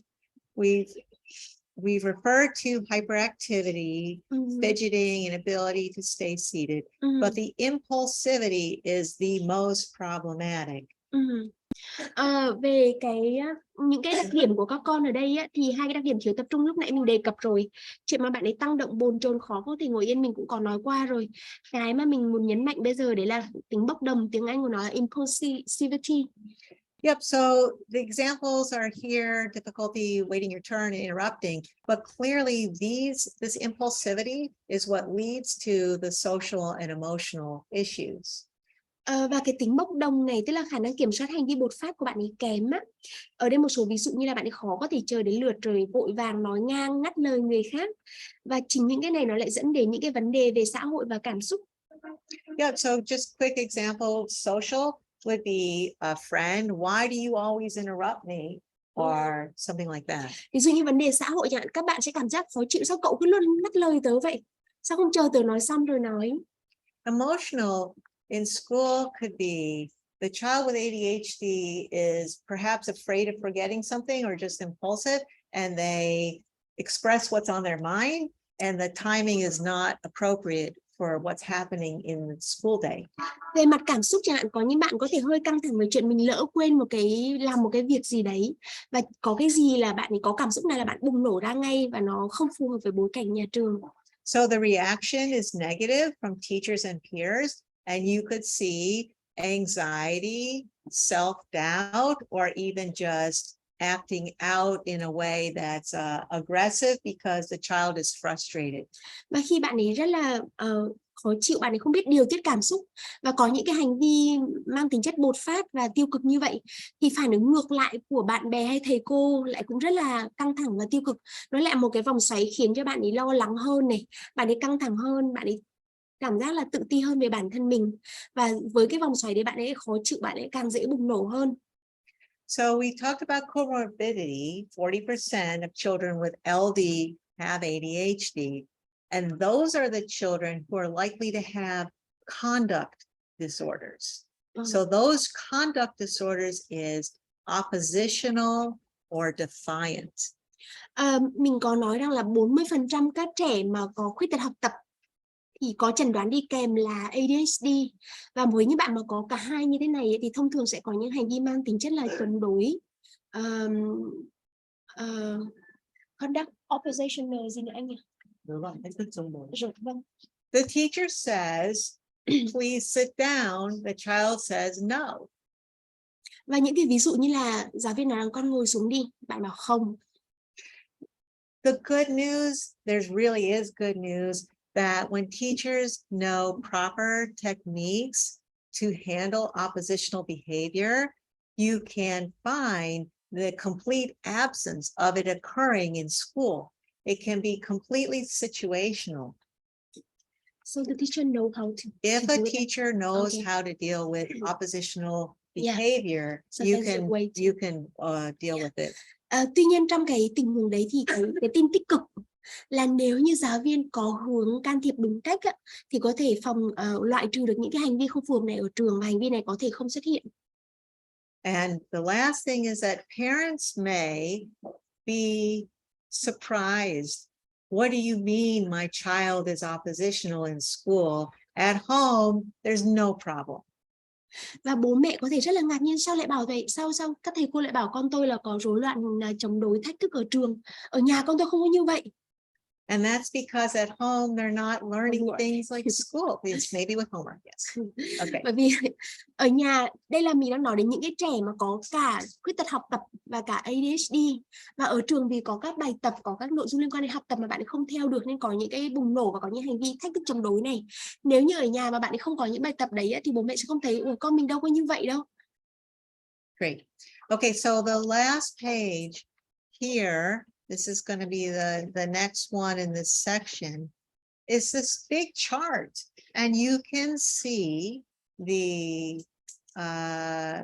identification of all of these problems and how many of them appear for all of the disabilities that we've talked about. Ở đây mình sẽ có một cái bảng check, và trên cái bảng này mọi người sẽ thấy có những cái dạng tật khác nhau như là khuyết tật trí tuệ này, khuyết tật học tập, âm lời nói, và bên này là có các đặc điểm. Và trong cái bảng này thì mọi người thấy được rằng là có một số cái dạng tật thì có rất nhiều cái check và một số thì không. I noticed something on the chart which is different than one thing I did say previously, and that was about intellectual disability and social emotional difficulties. So you have to look at this chart and see that this is based on a certain set of data. And again, these are very much composite disorders with overall more things in common than things that are different. Sorry, Okay, do you remember way back in the beginning, I said you usually do not see this within this group, but here on this chart, it is selected. So this doesn't tell us like what percentage of kids with intellectual disability have all of these things. So yes, I'm sure. Yes, just summarizing. Đầu buổi, tại vì em có câu hỏi đầu buổi là cô nói rằng hầu như các bạn nhỏ mà có khuyết tật trí tuệ á, mình không thấy có những cái vấn đề về khó khăn về xã hội và cảm xúc. Thế mà tại sao ở trong cái bảng này á thì cái ô này lại được tích? Thì cô còn nói luôn là đây là cái bảng tổng hợp mà nếu có thấy ở trẻ nào đấy thì họ vẫn đưa vào cái bảng này. Nhưng không có nghĩa là tất cả những trẻ có khuyết tật trí tuệ là luôn luôn có khó khăn xã hội về cảm xúc. Và vì thế cái bảng này nó không cho mình ví dụ như là bao nhiêu % trẻ khuyết tật trí tuệ, ví dụ 15% là có cái này, 70%, 100% là có cái kia. Đây chỉ là một cái bảng mang tính chất tổng hợp nhiều hơn. So let's pause there and just see, you know, if people have any questions. This is why in America, we refer to the whole group. In school, we call it high incidence. High incidence means of all the kids with disabilities, the ones that are here are most of the kids that the teacher is going to be working with in the school day.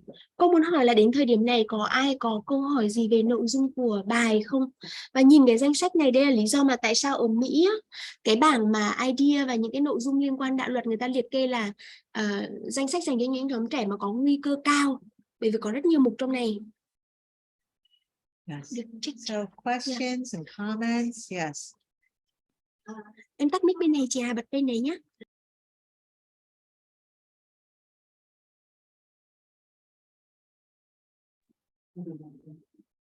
Bật được rồi. Tôi có câu hỏi về cái bảng cái bảng mà có cái chat ấy, hình tròn ấy Hương. Thương, cái chat hình tròn về chia ra các cái loại khuyết tật khác nhau ấy. Thì như vậy tại vì là trên thực tế có rất là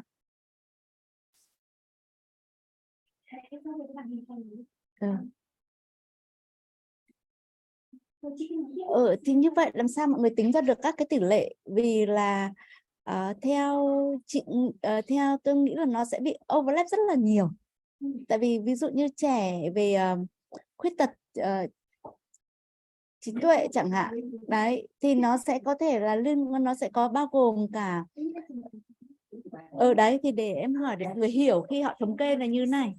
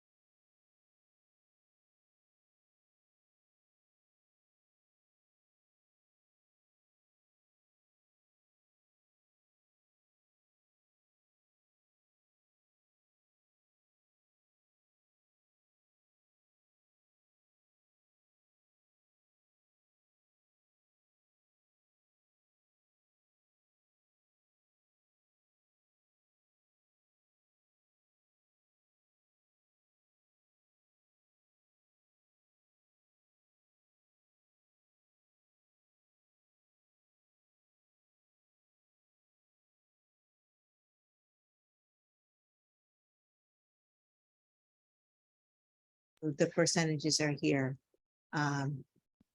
There are assessment tools that have been developed in English.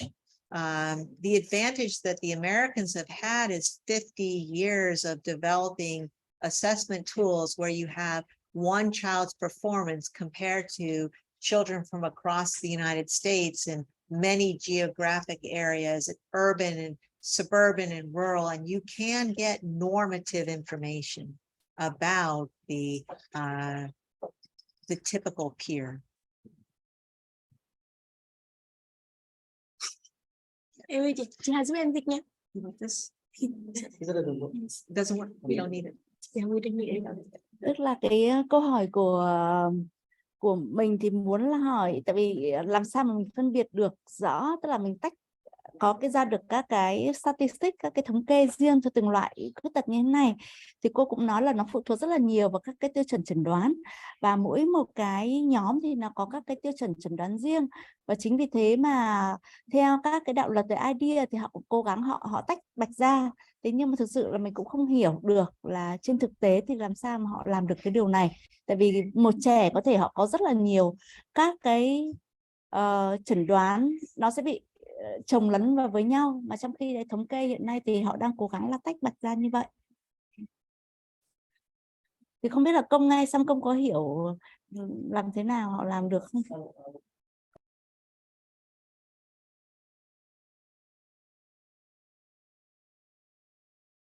It's really a great question. Let's make sure I talk about that. Okay, so wait till you get that. Okay, yeah. Okay, no, actually, I want this one, please. Okay, so there's a really important question. The example is, if you have a child with ASD and intellectual disability, where would you place them on this graph? To just paraphrase the question in sort of functional terms in schools, how would you want the teacher to think about the child? It might be more helpful to say that the child has ASD, because we know of some interventions that could be helpful, like visual schedules for students with ASD, or video modeling. Children with ASD specifically have disabilities with visual information and processing of visual information. So with ASD, you might say that we first think about that, and then we think about the slower rate of development. It also could be that for a different child, when the teacher and the family look at the child, the intellectual disability is more prominent. And the fact that they have some characteristics that may overlap with autism spectrum disorder could be secondary. So you look at, and where you place them is based on what symptoms are most prominent with the child, more important. Yes. Em nghĩ câu hỏi Yeah.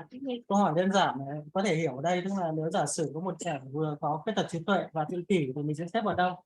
Thì nếu ở trường học thì người ta sẽ quan tâm hơn việc là giáo viên muốn nhấn mạnh vào cái can thiệp nào cho cái đứa trẻ đó, ví dụ như là cái triệu chứng tự kỷ nó rõ hơn và cần phải can thiệp theo cách cho trẻ tự kỷ, thì lúc đó người ta sẽ xếp cái trẻ đó vào nhóm trẻ tự kỷ.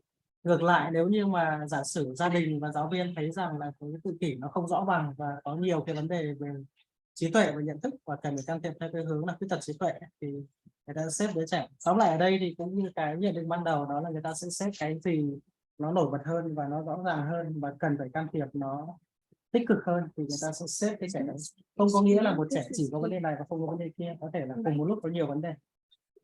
Oh, I see. You're wondering the placement Yeah, of that. right. I didn't make this table and I didn't notice this, but I think it should be just one mark Okay. straight underneath there. So yeah. Doesn't it? Yeah, I took the table from somebody's book. Okay. They made them, yeah, Yeah. but I didn't notice it. Yeah, so another thing that's so relevant to your question, I want to give a different example. Language impairment and learning disability. There is so much overlap in the definition and the identification that in that case, it's more of what is identified first. So in America, if a child comes in kindergarten and you see language, like they can't follow the directions. The teacher says, kids, you know, I want you to put away your books, line up the door. Oh, remember to wash your hands first. I'm just making it up. You know, but if the child with language impairment is noticed in kindergarten as not comprehending language, whereas the child with learning disability, the language impairment is a different type and it shows up when they're learning to read. So it's a timing issue often with language impairment and learning disability. Mình thấy rằng là rất nhiều cái khuyết tật khó khăn của trẻ trong đây nó bị trùng lắp. Và cô có nhấn mạnh rằng là trong trường hợp như vậy thì một cái tiêu chí quan trọng để chúng ta cân nhắc đấy là thời điểm nào mà trẻ đến sớm với chúng ta, vì cái khó khăn nào nó cực kỳ nổi trội vào cái thời điểm đấy. Ví dụ có những trẻ ở giai đoạn mẫu giáo, bạn ấy đến trường bạn không nghe hiểu được những cái hướng dẫn của cô giáo bảo nào con cầm cái này cất ở đằng này, nhưng bạn ấy không thể nghe hiểu và thực hiện theo được. Thì ở cái thời điểm đấy mình sẽ cân nhắc rất nhiều về chuyện là con có khiếm khuyết về ngôn ngữ. Nhưng giả sử một cái trẻ mà cái thời điểm bạn đi học bạn gặp khó khăn về học tập, thì lúc đấy tùy cái thời điểm và cái khó khăn nổi trội của bạn ý mà cân nhắc xem rằng là ưu tiên xếp bạn ý cái chuẩn đoán chính là vào đâu. Okay, and then in instruction, there are often evidence-based interventions that work well with children who are both intellectually impaired as well as having ASD, and separate interventions that really work well with kids with the other high incidence disabilities. Và trong can thiệp thì có những cái chiến lược can thiệp chung á, mà vừa hiệu quả với cả nhóm có khiếm khuyết về ngôn ngữ và cả nhóm có khuyết tật học tập, và cũng có cả những can thiệp riêng đặc thù cho những cái nhóm dạng khuyết tật riêng. Và vì thế việc mà chúng ta ở từng thời điểm xem rằng là cái chẩn đoán của trẻ ở đâu, có những chẩn đoán nào đi kèm, nó sẽ ảnh hưởng đến cái định hướng can thiệp của trẻ. Okay, so I know we're spending a long time, and I know there may be some more questions, but I'd like to just spend maybe, how about just like 5 minutes on dyslexia for all of the slides, just more brief, and I'm happy to talk to more people about dyslexia later. Okay, so the first thing is, from the slide that is shown now, there are many definitions for dyslexia. And it is a specific type of learning disability. Chúng ta dành cái khoảng thời gian tiếp theo nói về chứng khó đọc. Thế thì có rất nhiều cái định nghĩa về chứng khó đọc. Và hiện tại thì cô nhấn mạnh rằng chứng khó đọc là một trong các loại khuyết tật học tập đặc thù. there's a debate in special education as to using the term dyslexia versus reading disability. The reason for the debate is because of legislation or funding for services, and the legislation is requested or demanded by parents. And parents who have the ability to push for legislation are often parents in higher income. They are more affluent, and they have pushed in many ways a divide in services. They want more specialized services for children who qualify for this disability. So why do we- like a dyslexia and reading disability? So the child with dyslexia, we keep going, and you will see that the core difference is the phonological processing, and that's why, Okay. as opposed to the more general. Ở Mỹ thì vẫn có một cái thảo luận ở trên này, có một cái tựa đề là tranh luận về chuyện là về dyslexia ấy, là cái thuật ngữ mà tạm dịch sang là chứng khó đọc, và họ cân nhắc xem là liệu nên dùng cái thuật ngữ là chứng khó đọc hay là rối loạn đọc mà tiếng Anh là reading disability. Và những cái tranh luận này thì nó còn liên quan đến nhiều yếu tố, và trong đó có một trong những yếu tố là phụ huynh có cái áp lực lên hệ thống hành chính, và liên quan đến chuyện là sẽ có bao nhiêu cái nguồn hỗ trợ tài chính cho các con họ, đặc biệt là cái nhóm gia đình mà có con có cái hội chứng này thì rất nhiều bố mẹ ở cái tầng lớp thu nhập cao có tiếng nói ảnh hưởng. So a type of learning disability with a neurological basis. Về chứng khó đọc thì có một số đặc điểm lưu ý ở đây. Nó là một loại khuyết tật học tập đặc thù mình vừa đề cập rồi, và có một lưu ý quan trọng là nó có nền tảng liên quan đến cái sự khác biệt trong não bộ. So brain imaging shows differences in both brain structure and function, and this can be identified prior to reading instruction. Đầu tiên thì đã có các bằng chứng cho thấy rằng là chứng khó đọc ấy, thì nó không phải là do về cái người dạy kém, mà đã có bằng chứng về cấu trúc và chức năng khác biệt về não bộ của những cái trẻ có chứng khó đọc này, và thậm chí những cái hình ảnh, những cái bằng chứng trong não bộ này có thể được tìm thấy trước cả thời điểm mà trẻ bắt đầu học đọc. When neurological imaging studies have been done in normal readers, there's been identification of a decoding pathway and a sight recognition pathway. Cho đến bây giờ thì các nghiên cứu về hình ảnh não bộ đây là với một trẻ mà đọc thông thường nhé, thì có thể có những cái đường truyền nào. Với một bạn đọc thông thường thì nếu mà các bạn đọc theo kiểu chụp hình thì sẽ là cái vùng màu xanh ở dưới là cái con đường mà đọc theo kiểu chụp hình nhận diện nguyên mảng cả cái chữ đấy. Còn những trẻ đọc theo kiểu đánh vần thì cái con đường màu đỏ là đọc theo kiểu giải mã cái chữ đấy. This inferior frontal gyrus, this area here is in common for both decoding and sight word recognition. So we just do it like here. Yes. And this is where this Broca's area has been identified. That's the connection.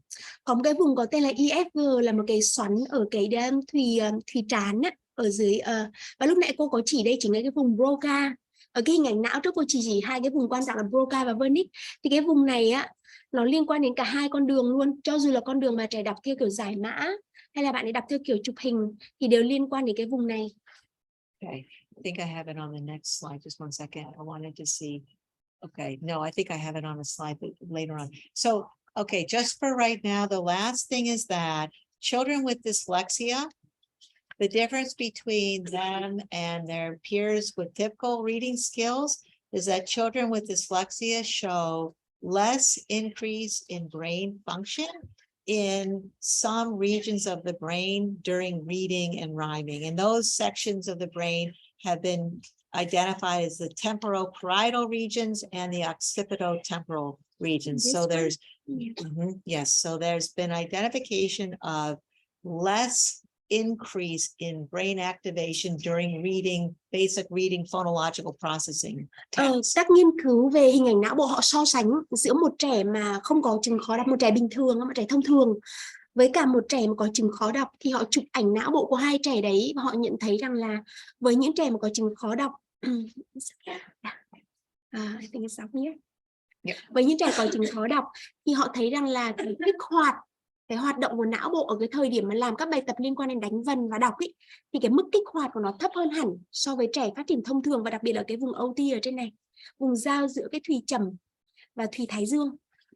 Okay, and then there are other areas of overactivation of the brain, which means that the overactivation is in the sight word reading. So that explains what may be going on when children are trying, if they can't sound out a word, they're trying to remember what the word looks like. So there's over-identification, over-activation in the brain, in parts of the brain as well. Và họ cũng thấy được rằng là có những vùng thì là ít hoạt động hơn so với trẻ bình thường.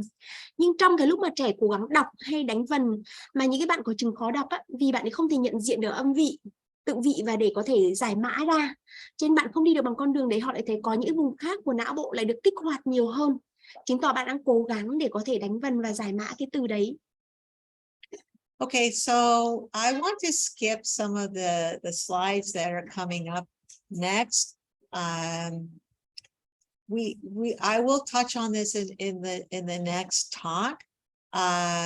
One of the things that is important to recognize in some children with dyslexia, if I think about what is the biggest difference and why you would have so many parents pushing for legislation specifically for dyslexia versus learning disability, is there probably is a difference in lack of other problems. So the child is more motivated, doesn't have as much of the other issues with they may have attention, but they're more able to really engage. And so the parents really want kids to have very intense, specific, explicit reading instruction, which might not happen in America because now the children are included for much of the day with all of the other kids. So we don't have the separate setting to really remediate those reading problems, and they are in the general classroom with all of the other kids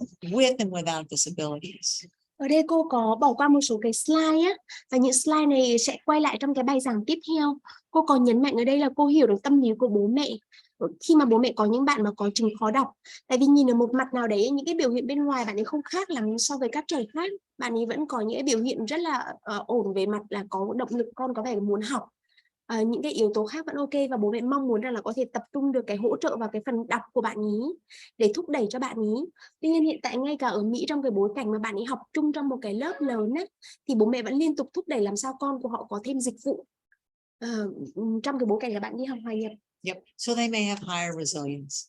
Ở đây mình có đến một cái chuyện đấy là khả năng khắc phục hoặc phục hồi, và cái chuyện mà bố mẹ thúc đẩy á, các dịch vụ này, bởi vì nó sẽ giúp cho bạn ấy có tăng được cái cơ hội được phục hồi. Okay, so let's just look at one or two slides. This says windows of opportunity.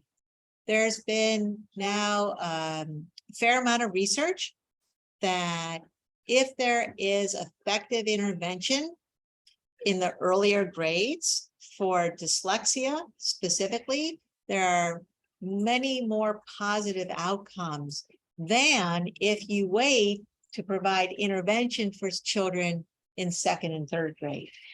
Ở slide này mình có một cái liên quan đến cửa sổ cơ hội, và một lần nữa thì bọn em xin lỗi là chưa kịp dịch sẵn những cái ô ở trong này á. Thế thì trong cái slide này nhấn mạnh rằng là một cái trẻ mà được tiếp cận với sàng lọc này, nhận diện này và can thiệp sớm á, thì cái cơ hội mà bạn ấy tiến bộ là cao hơn nhiều so với những trẻ mà mình chờ đến lớp 2, lớp 3 mới phát hiện ra là con có chứng khó đọc.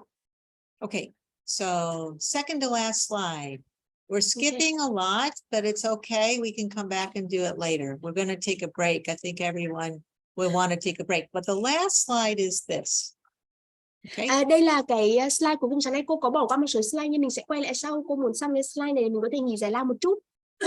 This example by Lovett et al. 2017 showed that a multi-component instructional intervention for reading in a small group, and I'm not sure if that was 3 to 5 children, but a small group is probably 3 to 5 children. That intervention with 4 readers beginning at grades 1 through 3 that if you go to the Okay. bottom bullet, then we go to the outcome. Okay, Okay. right here. Yeah, so this part here and then this part there. Yeah. Ở đây thì các bố mẹ thấy có một cái nghiên cứu 2017 được làm bởi VNU-UEd và Cộng sự. Trong cái nghiên cứu này các trẻ được chia thành từng nhóm nhỏ, và nhóm nhỏ đấy của nó khoảng 3 đến 5 trẻ. Và các bạn ấy được can thiệp bởi một cái can thiệp mà có rất nhiều cái thành phần khác nhau và có tên viết tắt đây là FAST và RAVO. Và các bạn này được thực hiện ở hai nhóm, là có những nhóm mà ngay từ sớm từ lớp 1 đến lớp 2 và một nhóm là lớp 3 mới thực hiện. Yes, and what's important is this was a very technologically sophisticated and high quality study. And so, and it's also not the only study, but just one example. So I will explain this for Yeah. Đây là một cái nghiên cứu mà họ dùng cái can thiệp, đây là có cấu trúc rất là chặt chẽ nhé. Và với kết quả can thiệp này, ví dụ như nhóm lớp 1 và lớp 2, mọi người thấy cái cột màu đen này là cột có can thiệp. Cột màu trắng này là cũng là nhóm trẻ đấy nhưng không có can thiệp, là nhóm trứng ạ. Thì nếu như mà mình cũng là cái can thiệp đấy, nếu mà mình có thể can thiệp sớm từ năm lớp 1 và lớp 2 á, thì mọi người thấy cái độ vênh giữa các bạn có can thiệp kết quả cao hơn hẳn. Nếu mà đến năm lớp 3 cũng là cái can thiệp đấy, tức là cũng dùng những cái can thiệp đa thành phần này và nhóm nhỏ. Nhưng nếu năm lớp 3 chúng ta mới thực hiện ạ, thì kết quả giữa cái nhóm có can thiệp và nhóm trứng nó không còn khác nhau nhiều. Yes. Okay, so that's a lot of information for now. There is a website for parents who might be on the call. We won't, go into it, but hopefully later if parents are around in the afternoon. But it's a great website. It's helpful for teachers, but especially helpful for parents. Có một cái website và cô có gửi cái đường link ở đây, và website này cô nghĩ rất là hữu ích đối với bố mẹ. Thì em có gửi cái tên cái link website đây, mọi người có thể gõ http www.understood.org, và cái website này có rất nhiều cái thông tin hữu ích và các nguồn lực để bố mẹ có thể sử dụng và hỗ trợ con. Okay, do we have time for one or two more questions? And if, when we, the website is very fancy, so it's a little bit hard to find, but information, but it's just a fantastic website. And we could spend more time and I could show specifically how to navigate some of the sort of behind the scenes kinds of things. But on the other hand, if you have this website and you have the time, you can also find a lot of information. It helps because it's got language that's directed in parent-friendly terms. It helps parents coming to school conferences with meetings, that parents can learn how to advocate for their child and talk to the teacher. And it has things like IEPs, 504 plans, just a host of information about maybe how to help a child with homework, depending on what's happening in the school. So it's a great resource, but the front is kind of confusing. Cô còn nói rằng đây là một website mà có rất nhiều cái nguồn lực, nhiều tài liệu rất là hay. Nó giúp cho cả bố mẹ hiểu về con này, biết được các dấu hiệu sớm, nói chuyện với các giáo viên về khó khăn của con mình. Nó cũng có những cái nội dung để hướng dẫn. Sure, of course. Yeah, is this up? Cô đang mở cái slide này và Okay, just click on it. So yep, great. Sorry. Yep. No, it's good. Okay, great. So we got to go down. Is it all the way up on yours? Yeah, I need to pull it. You need to expand down it. here.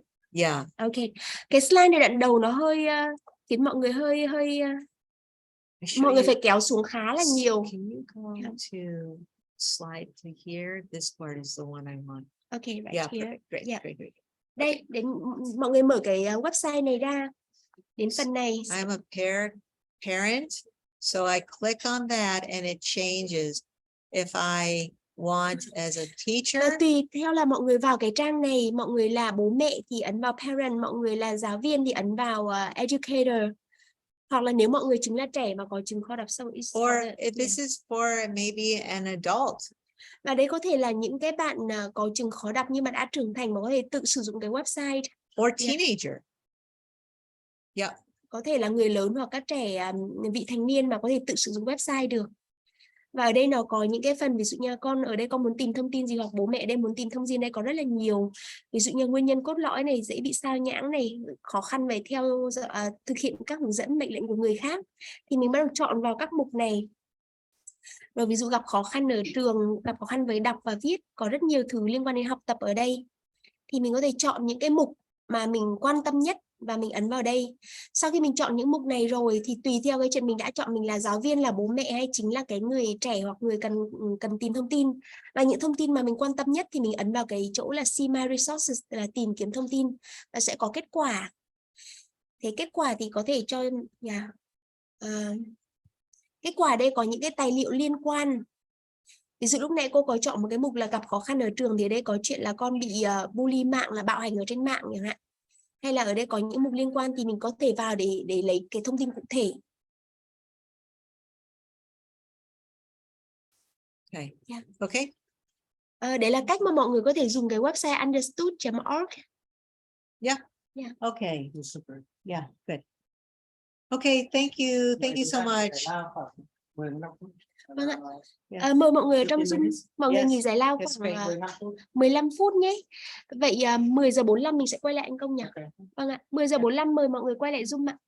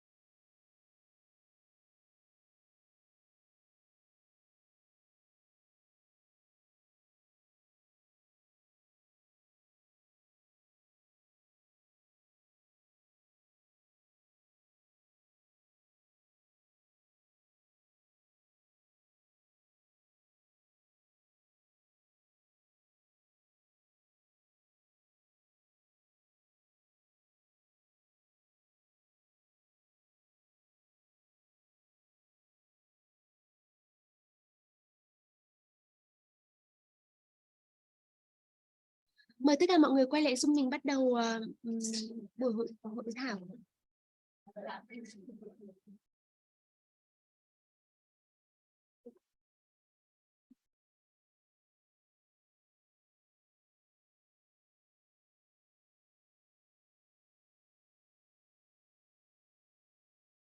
Rồi, chào tất cả mọi người, mình bắt đầu phần tiếp theo của buổi hội thảo hôm nay nha.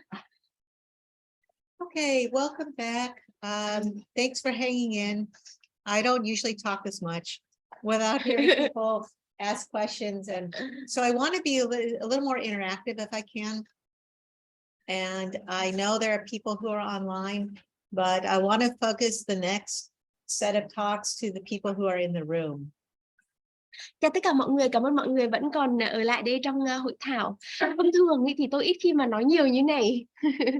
Và vì thế cái phần tiếp theo tôi hy vọng là có thêm những cái phần tương tác.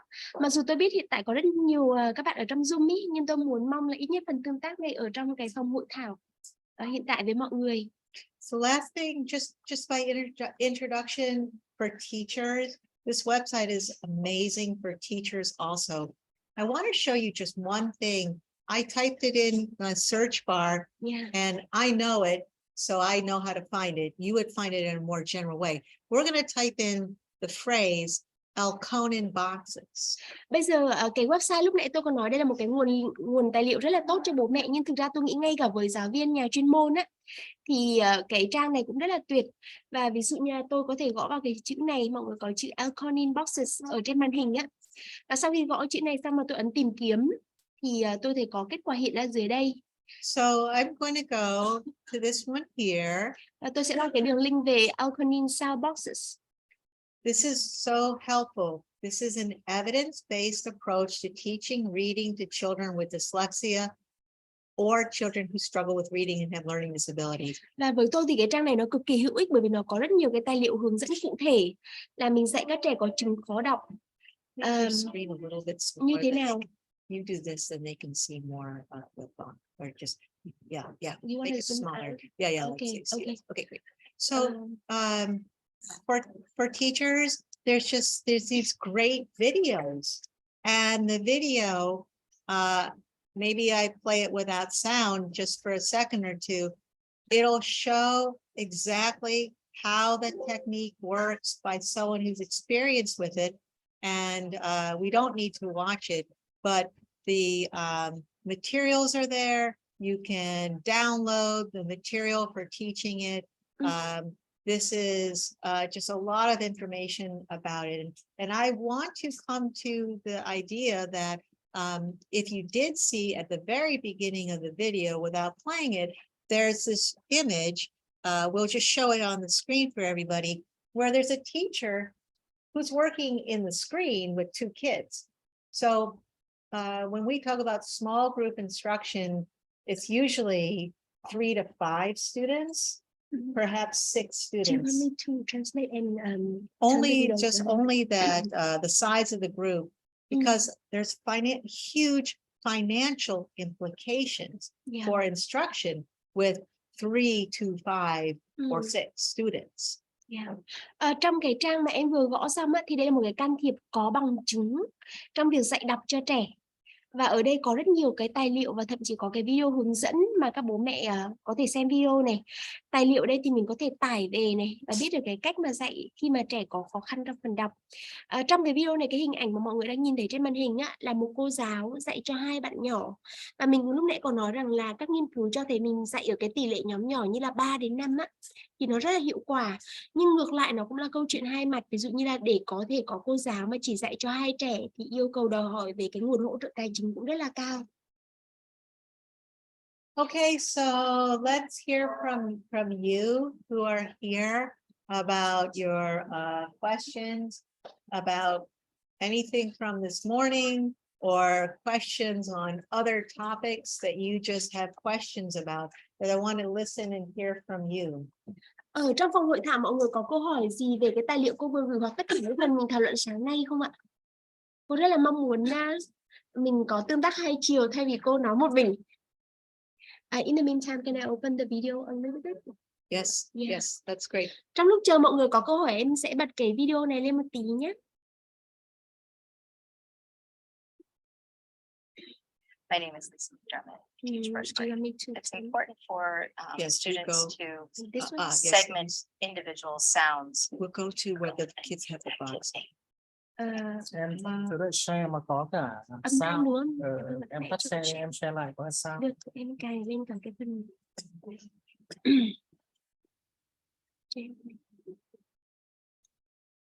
Không phải. Đây đây có share sao đây luôn này. Ok. We're going to be listening to a word, Oh. and we're going to be separating the sounds to a word, and then we're going to put the sounds together and make that word. Does that make sense?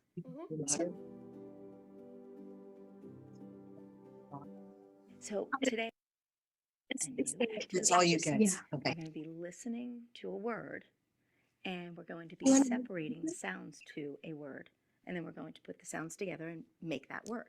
Does that make sense?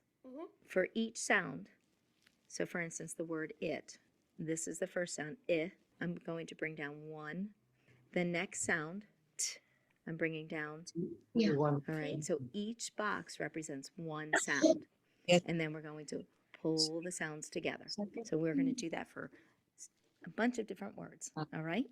I'd like you to say this word hit. Okay. Now, I'd like you to take some squares and put them on your mat for me, please. Yes, it is on my computer. Oh. Let's do this together.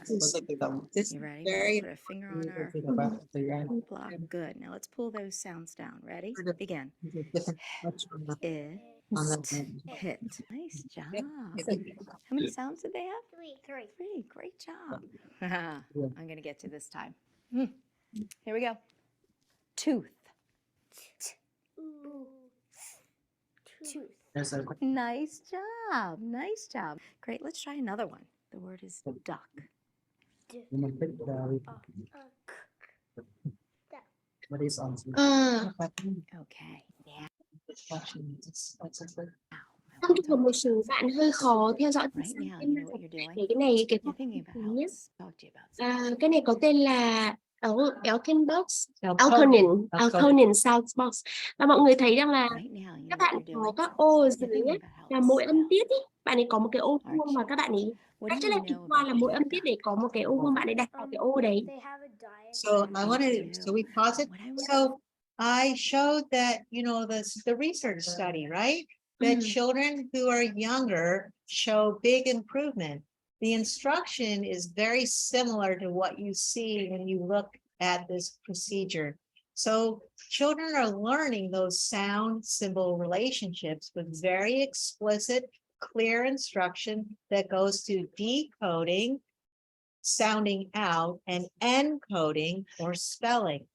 So this is a snapshot that has very huge implications. We can talk later after lunch about shifting how general education teachers in Vietnam teach reading. I want to hear what is normally done and if some aspects of this explicit systematic instruction could somehow be introduced, if it's not already present, into the teaching of reading, because it will lead to the over-identification of disability when it's really an issue of inadequate instruction.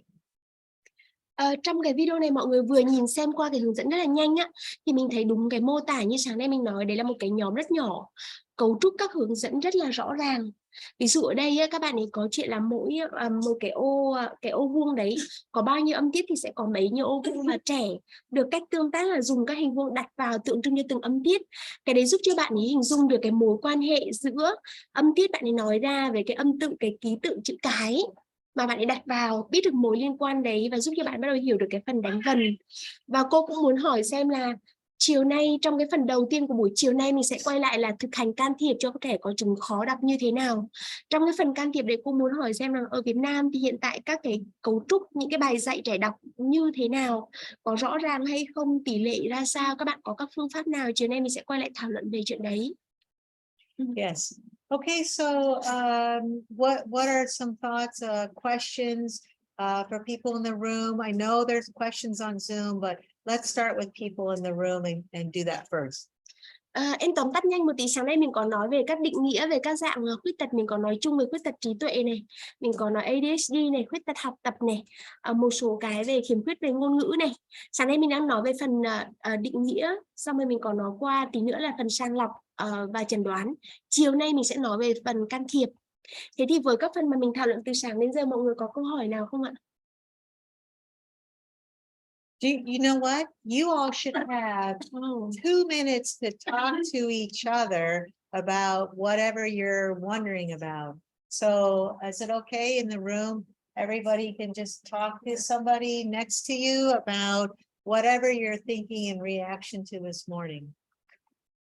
Bây giờ có thể mọi người mỗi 2-3 người mọi người có thể ngồi cạnh nhau á, chia sẻ xem sáng nay mình với những cái kiến thức mình vừa được tiếp thu á, mình có suy nghĩ nào, mình có câu hỏi nào. Some questions on the chat box. Okay, want to do a question on the chat box? So dyslexia, is it related to the symbol and imagination of the child? I will answer that question. I think that's a good one. Another big question I want to ask about the future of these children, Okay, whether about great, job, great. love, life. Yes, great, we'll do that one. Okay. We'll do them and are we ready to just start where you can read the question and then I'll answer? Okay. And what's that? Yeah, Oh, we can do just, all of the questions that we can. okay. Because maybe they're, but in the room, Yeah. see how they're so quiet. Sleep like Maybe, 3 more minutes. yeah, exactly. Các bạn ở trong phòng mình để dành 3 phút nữa để thảo luận với người bên cạnh nhé. Trong lúc đấy thì em sẽ thu thập câu hỏi ở trên Zoom và mình sẽ có cả câu hỏi ở ngay tại phòng luôn. So I will copy these 2 questions here. Yeah. Make sure that we follow up that.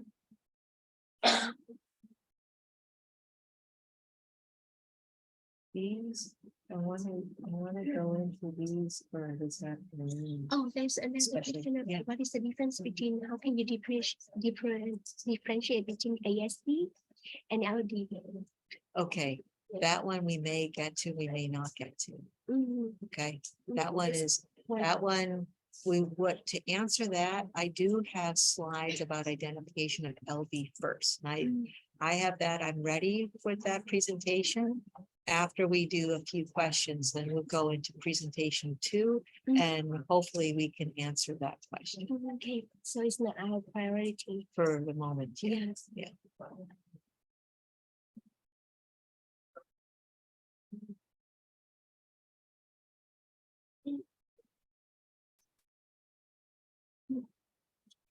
Do you think after the next talk, we can just plug into mine or you can't?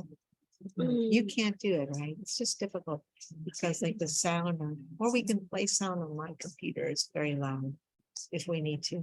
Yeah. Okay, So which video you want to have sound? just later next time. Okay. Okay, so we Yeah. close this. We'll get to the questions and then we will go to presentation number 2. Yes. And we're going to really just go until 11:45. So just so you can see where we're gonna go, then this is talking about that neural pathway, but Yes. most people know this, right? Don't you think? No, I don't think so. Okay, okay, yeah. So this, so we go back, we say, we already talked about this, unexpected academic difficulty. Let's look at, again, the reading. This is why those L-coding boxes work because of this. Yes. I'm just showing you, we know that, I already said this. Yes. Okay, then this is a little bit more about the definition. I want to skip this. It's just dyslexia.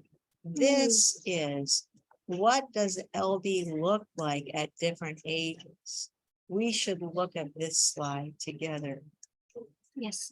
This one is going to be very Let me good. see. I don't think it's translated. Maybe not. Yeah, And even have time. it's, And I can, otherwise we'll go. We will otherwise say it'll be done afterwards because of Yes. time interest. It takes too long to just read every word. Yeah. Yeah, I see. Yep. So we will go quickly, but let's get is everybody ready for questions? Yeah. Okay, so we'll give you questions. Okay, so I don't want any slides up for the questions. Just, yep. Okay. Okay. Mọi người đã sẵn sàng chưa ạ? Hiện tại trong Zoom đã có một số câu hỏi rất là hay á. Thì em đoán là cô sẽ trả lời các câu hỏi này, và trong lúc đấy mọi người có câu hỏi nào mình sẽ chia sẻ tiếp nhé. So do you want me to read that question? Yes. Có một câu hỏi rất hay đầu tiên ở đây, đấy là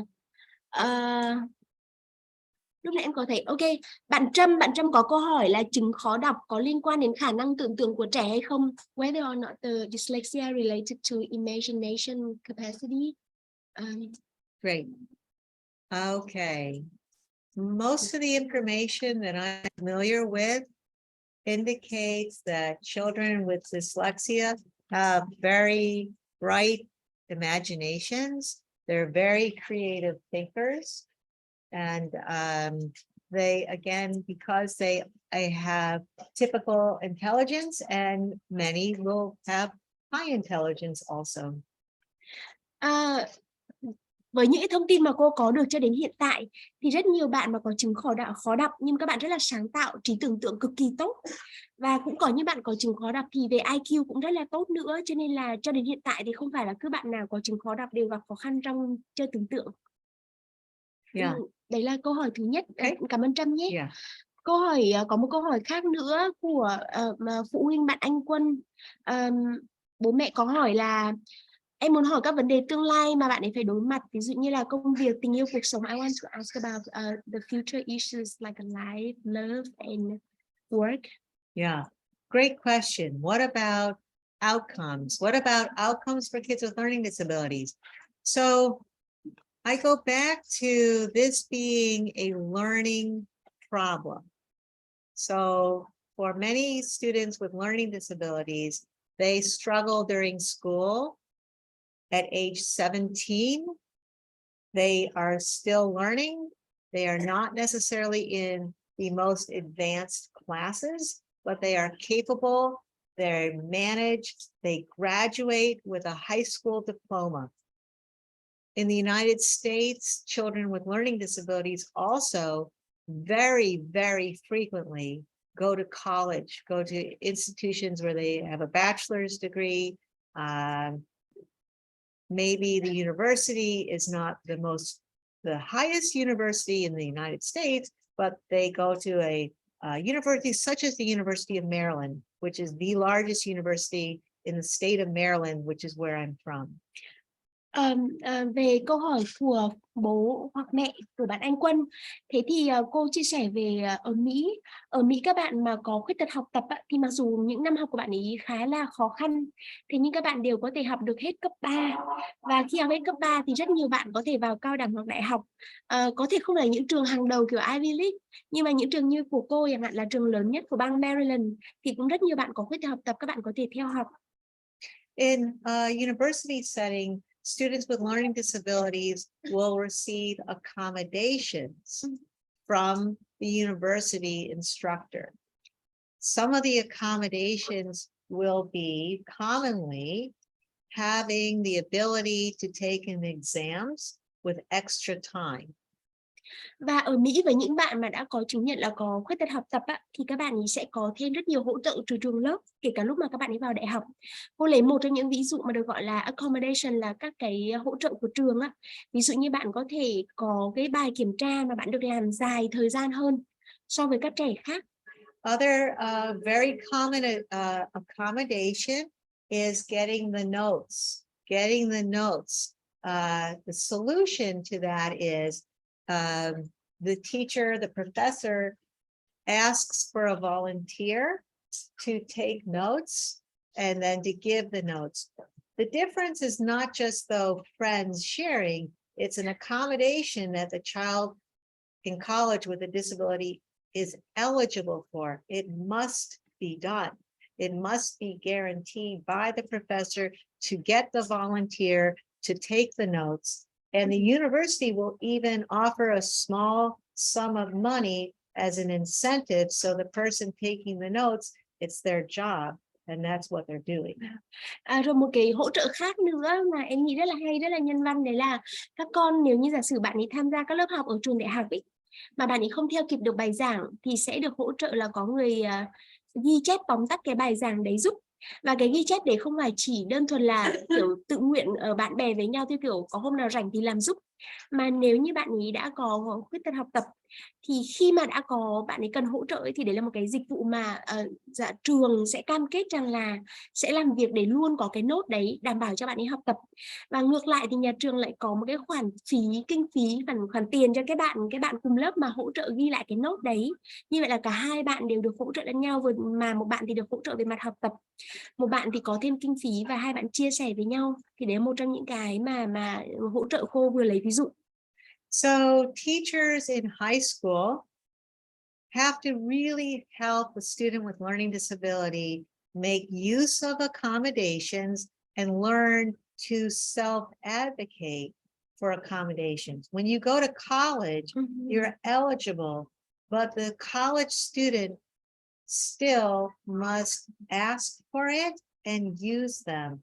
So the university says we will make them available, but then the student has to initiate that they want it, which means that the question about outcomes is also going to be variable. Does the student have the family and the school that helps them, and then they have a lot more higher outcome? Yeah, we speak that resilience. We talk about that one. We could go back to Yeah, that yeah, one. Yes, yeah, sure. That's a good one too. Should we do that? Okay, I'll pull it up and you pull it up. But yeah. Thế thì về cái câu có một cái ý thứ hai á, mà cô nói rất là hay ở đây nữa. Có những hỗ trợ này không phải chỉ đến đại học mới có, mà có từ cấp học trước đấy. Và các bạn không chỉ được cái cung cấp cái hỗ trợ đấy, mà các bạn còn được hướng dẫn là tự mình nên có đưa ra được cái yêu cầu về quyền lợi của mình và nên sử dụng cái quyền lợi đấy như thế nào. Tức là bạn ấy được hướng dẫn là nếu có nốt thì con học cái nốt đấy như nào, nếu mà con đến mà giả sử như có bạn ấy quên đưa nốt thì con nên trao đổi với thầy cô giáo ra sao. Vậy thì không chỉ là người khác đưa cho con mà còn hướng dẫn con, chính con có quyền lợi đấy, con nên nói chuyện như thế nào để con có thể giữ được cái quyền lợi của con là được hỗ trợ khi mà con có khuyết tật học tập. Và lúc mà nhắc đến chuyện này, cô có nhấn mạnh thêm là rõ ràng là cái đầu ra của các con ấy, nó phụ thuộc rất nhiều yếu tố, không chỉ phụ thuộc vào chuyện là bạn ấy có chứng khó đọc, mà môi trường xung quanh con hỗ trợ con ở mức độ nào, gia đình và nhà trường. Và lúc đấy em có nhớ là sáng nay mình có đi nhanh một cái slide mà em nghĩ rằng nó liên quan đến câu hỏi của bố mẹ. Chính là cái slide này. Cái tỷ lệ mà bạn ấy, cái kết quả can thiệp của bạn ấy nó phụ thuộc vào những yếu tố nào? Well, so, what is resilience anyways, right? Resilience in a nutshell is bouncing back from adversity and having perseverance despite adversity. Ở đây thực ra cái từ gốc tiếng Anh là resilience, nó nói lên cái khả năng bền bỉ, kiên trì, và cái hình ảnh này nó minh họa rất là đúng với cái từ đấy. Nhưng mà lúc chọn dịch cái từ này thì bọn em rất là cân nhắc, bởi vì ở đây nó thể hiện cái nghĩa rằng là với những cái yếu tố nào thì giúp cho con có thể kiên trì, bền bỉ và mang lại cái kết quả can thiệp nó lớn. The good news is that resilience, do you want me to read this or? Yes. Okay, go through this. This slide and the next slide, though, what I want to, I'll read the slide, we talk about it in the next one. The thing is, resilience can be taught. It's not only something that's innate in the person. So the first thing is that resilience, if you have it, you have a better outcome in school and in life. But if you don't have it, it can be something that you can learn. Nói một cách khác thì resilience, sự kiên trì, bền bỉ, hay là cái khả năng vượt qua nghịch cảnh này là cái yếu tố mà một trẻ, nếu mà bạn có khả năng vượt qua nghịch cảnh này thì cũng là trẻ đấy, nhưng mà cái kết quả mà bạn ấy nhận được nó sẽ tuyệt vời hơn. Và cô nhấn mạnh một điểm rất là quan trọng là khả năng vượt qua nghịch cảnh ấy, nó là một kỹ năng có thể dạy được cho con. Và nếu con có cái khả năng vượt qua nghịch cảnh này á, thì cái kết quả, tức là khả năng mà bạn phục hồi được, khắc phục được cái khó khăn do cái khuyết tật học tập mang lại, nó sẽ tốt hơn rất là nhiều. If you want a textbook definition, it would be what's on this slide, that resilience is a positive adaptation to challenging or threatening circumstances. School being challenging and threatening for a child with a learning disability. And the risk factors are those phonological processing, those cognitive or metacognitive challenges. So positive adaptation to those challenges. But I just said it in a minute ago, bouncing back, sticking with it, having perseverance. That's what's really important to just think about. Ở trên này cái định nghĩa cụ thể của từ resilience là sự bền bỉ, khả năng vượt qua nghịch cảnh ý. Ở đây mình nói rằng là đó là sự thích ứng tích cực với các tình huống đầy thách thức hoặc đe dọa do yếu tố rủi ro gây ra. Tình huống thách thức này là gì? Ví dụ ở trường với những bạn có khuyết tật học tập, bài tập nó là chuyện không dễ một tí nào cả.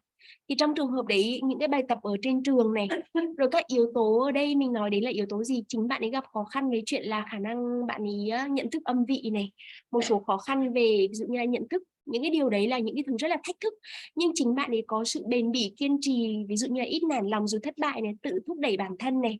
Thì tất cả những yếu tố này á, là cách mà giúp cho bạn ấy có thể, và giống như ở cái slide tiếp theo đây, là cân bằng lại, và nhờ cũng là cái môi trường đấy, cũng là những khó khăn của bản thân đấy, nhưng nếu bạn ấy có khả năng mà vượt qua nghịch cảnh tốt thì cái kết quả nó sẽ tốt hơn. Yeah, so where is this child in relation to risk versus resilience, right? Is the scale tipping down, like the risk factors are really weighing heavily? Or again, can we teach and have instruction that is geared toward resilience factors to have better outcomes?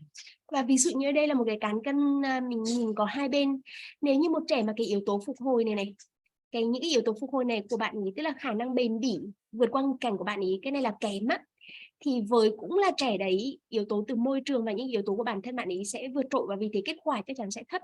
Nhưng cũng là với môi trường đấy, cũng là cái bạn trẻ với những khó khăn đấy, nếu như mình dạy kèm thêm được, giúp con thúc đẩy được cái khả năng vượt qua nghịch cảnh, và có những hỗ trợ khác ở đây thì kết quả nó sẽ tốt hơn rất là nhiều. So instruction, I won't go into detailed types of instruction. I talk to anybody afterwards for that. So instruction is just a big category. The next one though, growth mindset. That is a concept that means the child believes that his or her hard work will actually pay off, that they know they can improve. And it sounds obvious, but many kids with learning disabilities, they don't understand that's a very basic factor. And for them, they think, well, the environment, maybe they just got a reward. And so they're externally motivated. But if we shift it to that growth mindset for the student, that's especially when the real learning can take place. And so we have to teach that specifically, that growth mindset. Yeah, okay, you talk about learn helplessness. Yeah, exactly. Ở đây thì có trong các yếu tố phục hồi, lúc nãy mình có nhiều ý ở trong này. Cái ý đầu tiên là chương trình và hướng dẫn, đây một cái ý rất là lớn. Lúc nãy mình có nói một cái chương trình can thiệp rồi đúng không? Và chiều nay mình nói tiếp về cái phần can thiệp đấy. Ở đây có một cái từ tiếng Anh mà em rất là thích và cô vừa miêu tả đấy là growth mindset, mà tạm dịch là cái tư duy cầu tiến và phát triển. Nó là cái gì? Nó là cái con có niềm tin rằng nếu mà con nỗ lực thì với cái sự nỗ lực đấy của con ấy, kết quả nó sẽ tốt hơn. Và cái sự nỗ lực đấy nó khiến bạn ấy đam mê, muốn chinh phục, muốn bản thân bạn ấy phát triển.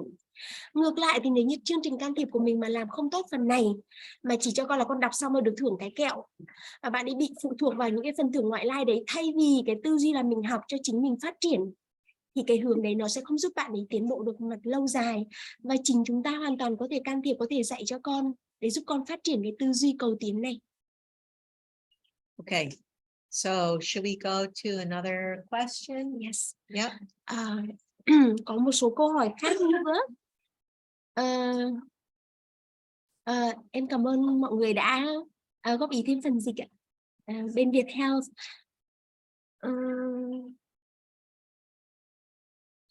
Em thấy bạn Trang Trần cũng có hỏi về hội chứng thất bại, hoặc có một từ khác là learn helplessness, và em vừa có nói chuyện với cô á.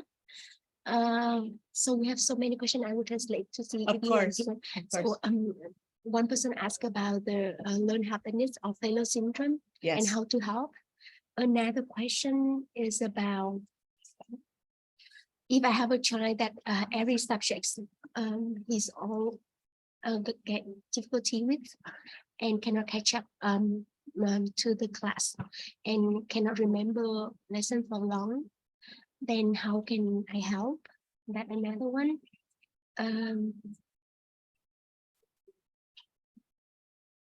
We have another One question about told about subconscious hypnosis. You want to answer about that? I will say that, yes, I would like to make this very quick. Subconscious hypnosis, is it that? No, no, not at all. Only to quit smoking, có một câu hỏi. Quit smoking. only quit smoking. We have another question about tools to make the differential diagnosis. Okay, About so we want to talk, OT yes, and other type of disability. I need to do more lecture for that. We can do more lecture about diagnosis. That's the topic for the second topic. I can make it short, but to talk about diagnosis, I have some slides. Okay. And another question is dyslexia. Is there any differences between dyslexia and with a child has difficulty with learning languages, other second languages, not the mother Yeah, language? that is a good question. Yeah. So I can answer that one really quickly. Okay. And how can we transfer from external motivator to internal motivator? Great. So Okay. yeah. So, all right, I hear lots of questions. Some questions would need an hour. And we can do that on another day. Okay, so Cô thấy có rất nhiều câu hỏi hay, nhưng một số câu hỏi hay và chất lượng đấy chắc là chúng ta cần rất nhiều thời gian để thảo luận, và chắc sẽ phải là một chủ đề khác. So I heard one question about teaching growth mindset. That's for another day. That's another hour. We're going to wait on that. But if I show my email, then we can also have people can email me questions. And I actually don't have my email on my slide, so we'll take care of that later. We'll do that. We'll do that. Yes, great. Send the email. But so we won't go into growth mindset, except to say that in America, growth mindset is something which is now being taught in the general curriculum at all of the elementary grade levels. All of the elementary. So kindergarten through fifth grade, growth mindset is more and more levels of what does that look like. Có một số câu hỏi, ví dụ như câu hỏi về tư duy cầu tiến, em tạm dịch là tư duy cầu tiến nha, growth mindset. Thế thì cái câu hỏi này rất là hay, nhưng mà chắc phải cần một buổi khác để mình thảo luận. Cô chỉ nói nhanh rằng cái này ở Mỹ bây giờ được đưa vào chương trình giáo dục, và tất cả các trẻ từ cái lứa tuổi mà mẫu giáo cho đến hết lớp 5, tức là cấp 1 á, thì các bạn ấy luôn được lồng cái bài học này vào trong chương trình học tập của con. Okay, you know, it might help to talk about identification of diagnosis of learning disabilities next. Is that okay? Or I asked you in the room if you had questions or things you wanted to talk about before we go into diagnosis. What are some of your thoughts? Ở đây thì sao, mình có câu hỏi về chuyện là chẩn đoán, xác định chẩn đoán khuyết tật học tập. Mọi người nghĩ sao? Mọi người nghĩ sao về câu hỏi này?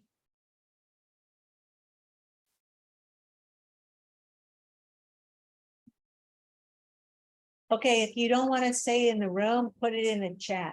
Nếu mà ở đây mình nhìn nhau mình hơi ngại ngùng á, mà mọi người vẫn ở trong Zoom á, thì vừa có thể ở đây vừa có thể nhắn vào tin nhắn nha. Okay. Okay, so we should go on and talk about diagnosis. Yeah, let's do that. Mình có một câu hỏi về phần chẩn đoán của Viethealth, và mình sẽ sang cái phần thứ hai của buổi sáng ngày hôm nay á, là phần liên quan đến chẩn đoán. Cái slide chẩn đoán sáng nay em mới nhận được á, thành ra em chưa kịp xem kỹ, và em nghĩ rằng có thể có một số cái trong cái slide này một lần nữa, nếu mà có cái gì chưa tốt thì bọn em sẽ gửi lại cái bản dịch và gửi lại sau nhé. So Yep, part 2. Part 2, okay. Let me see right here.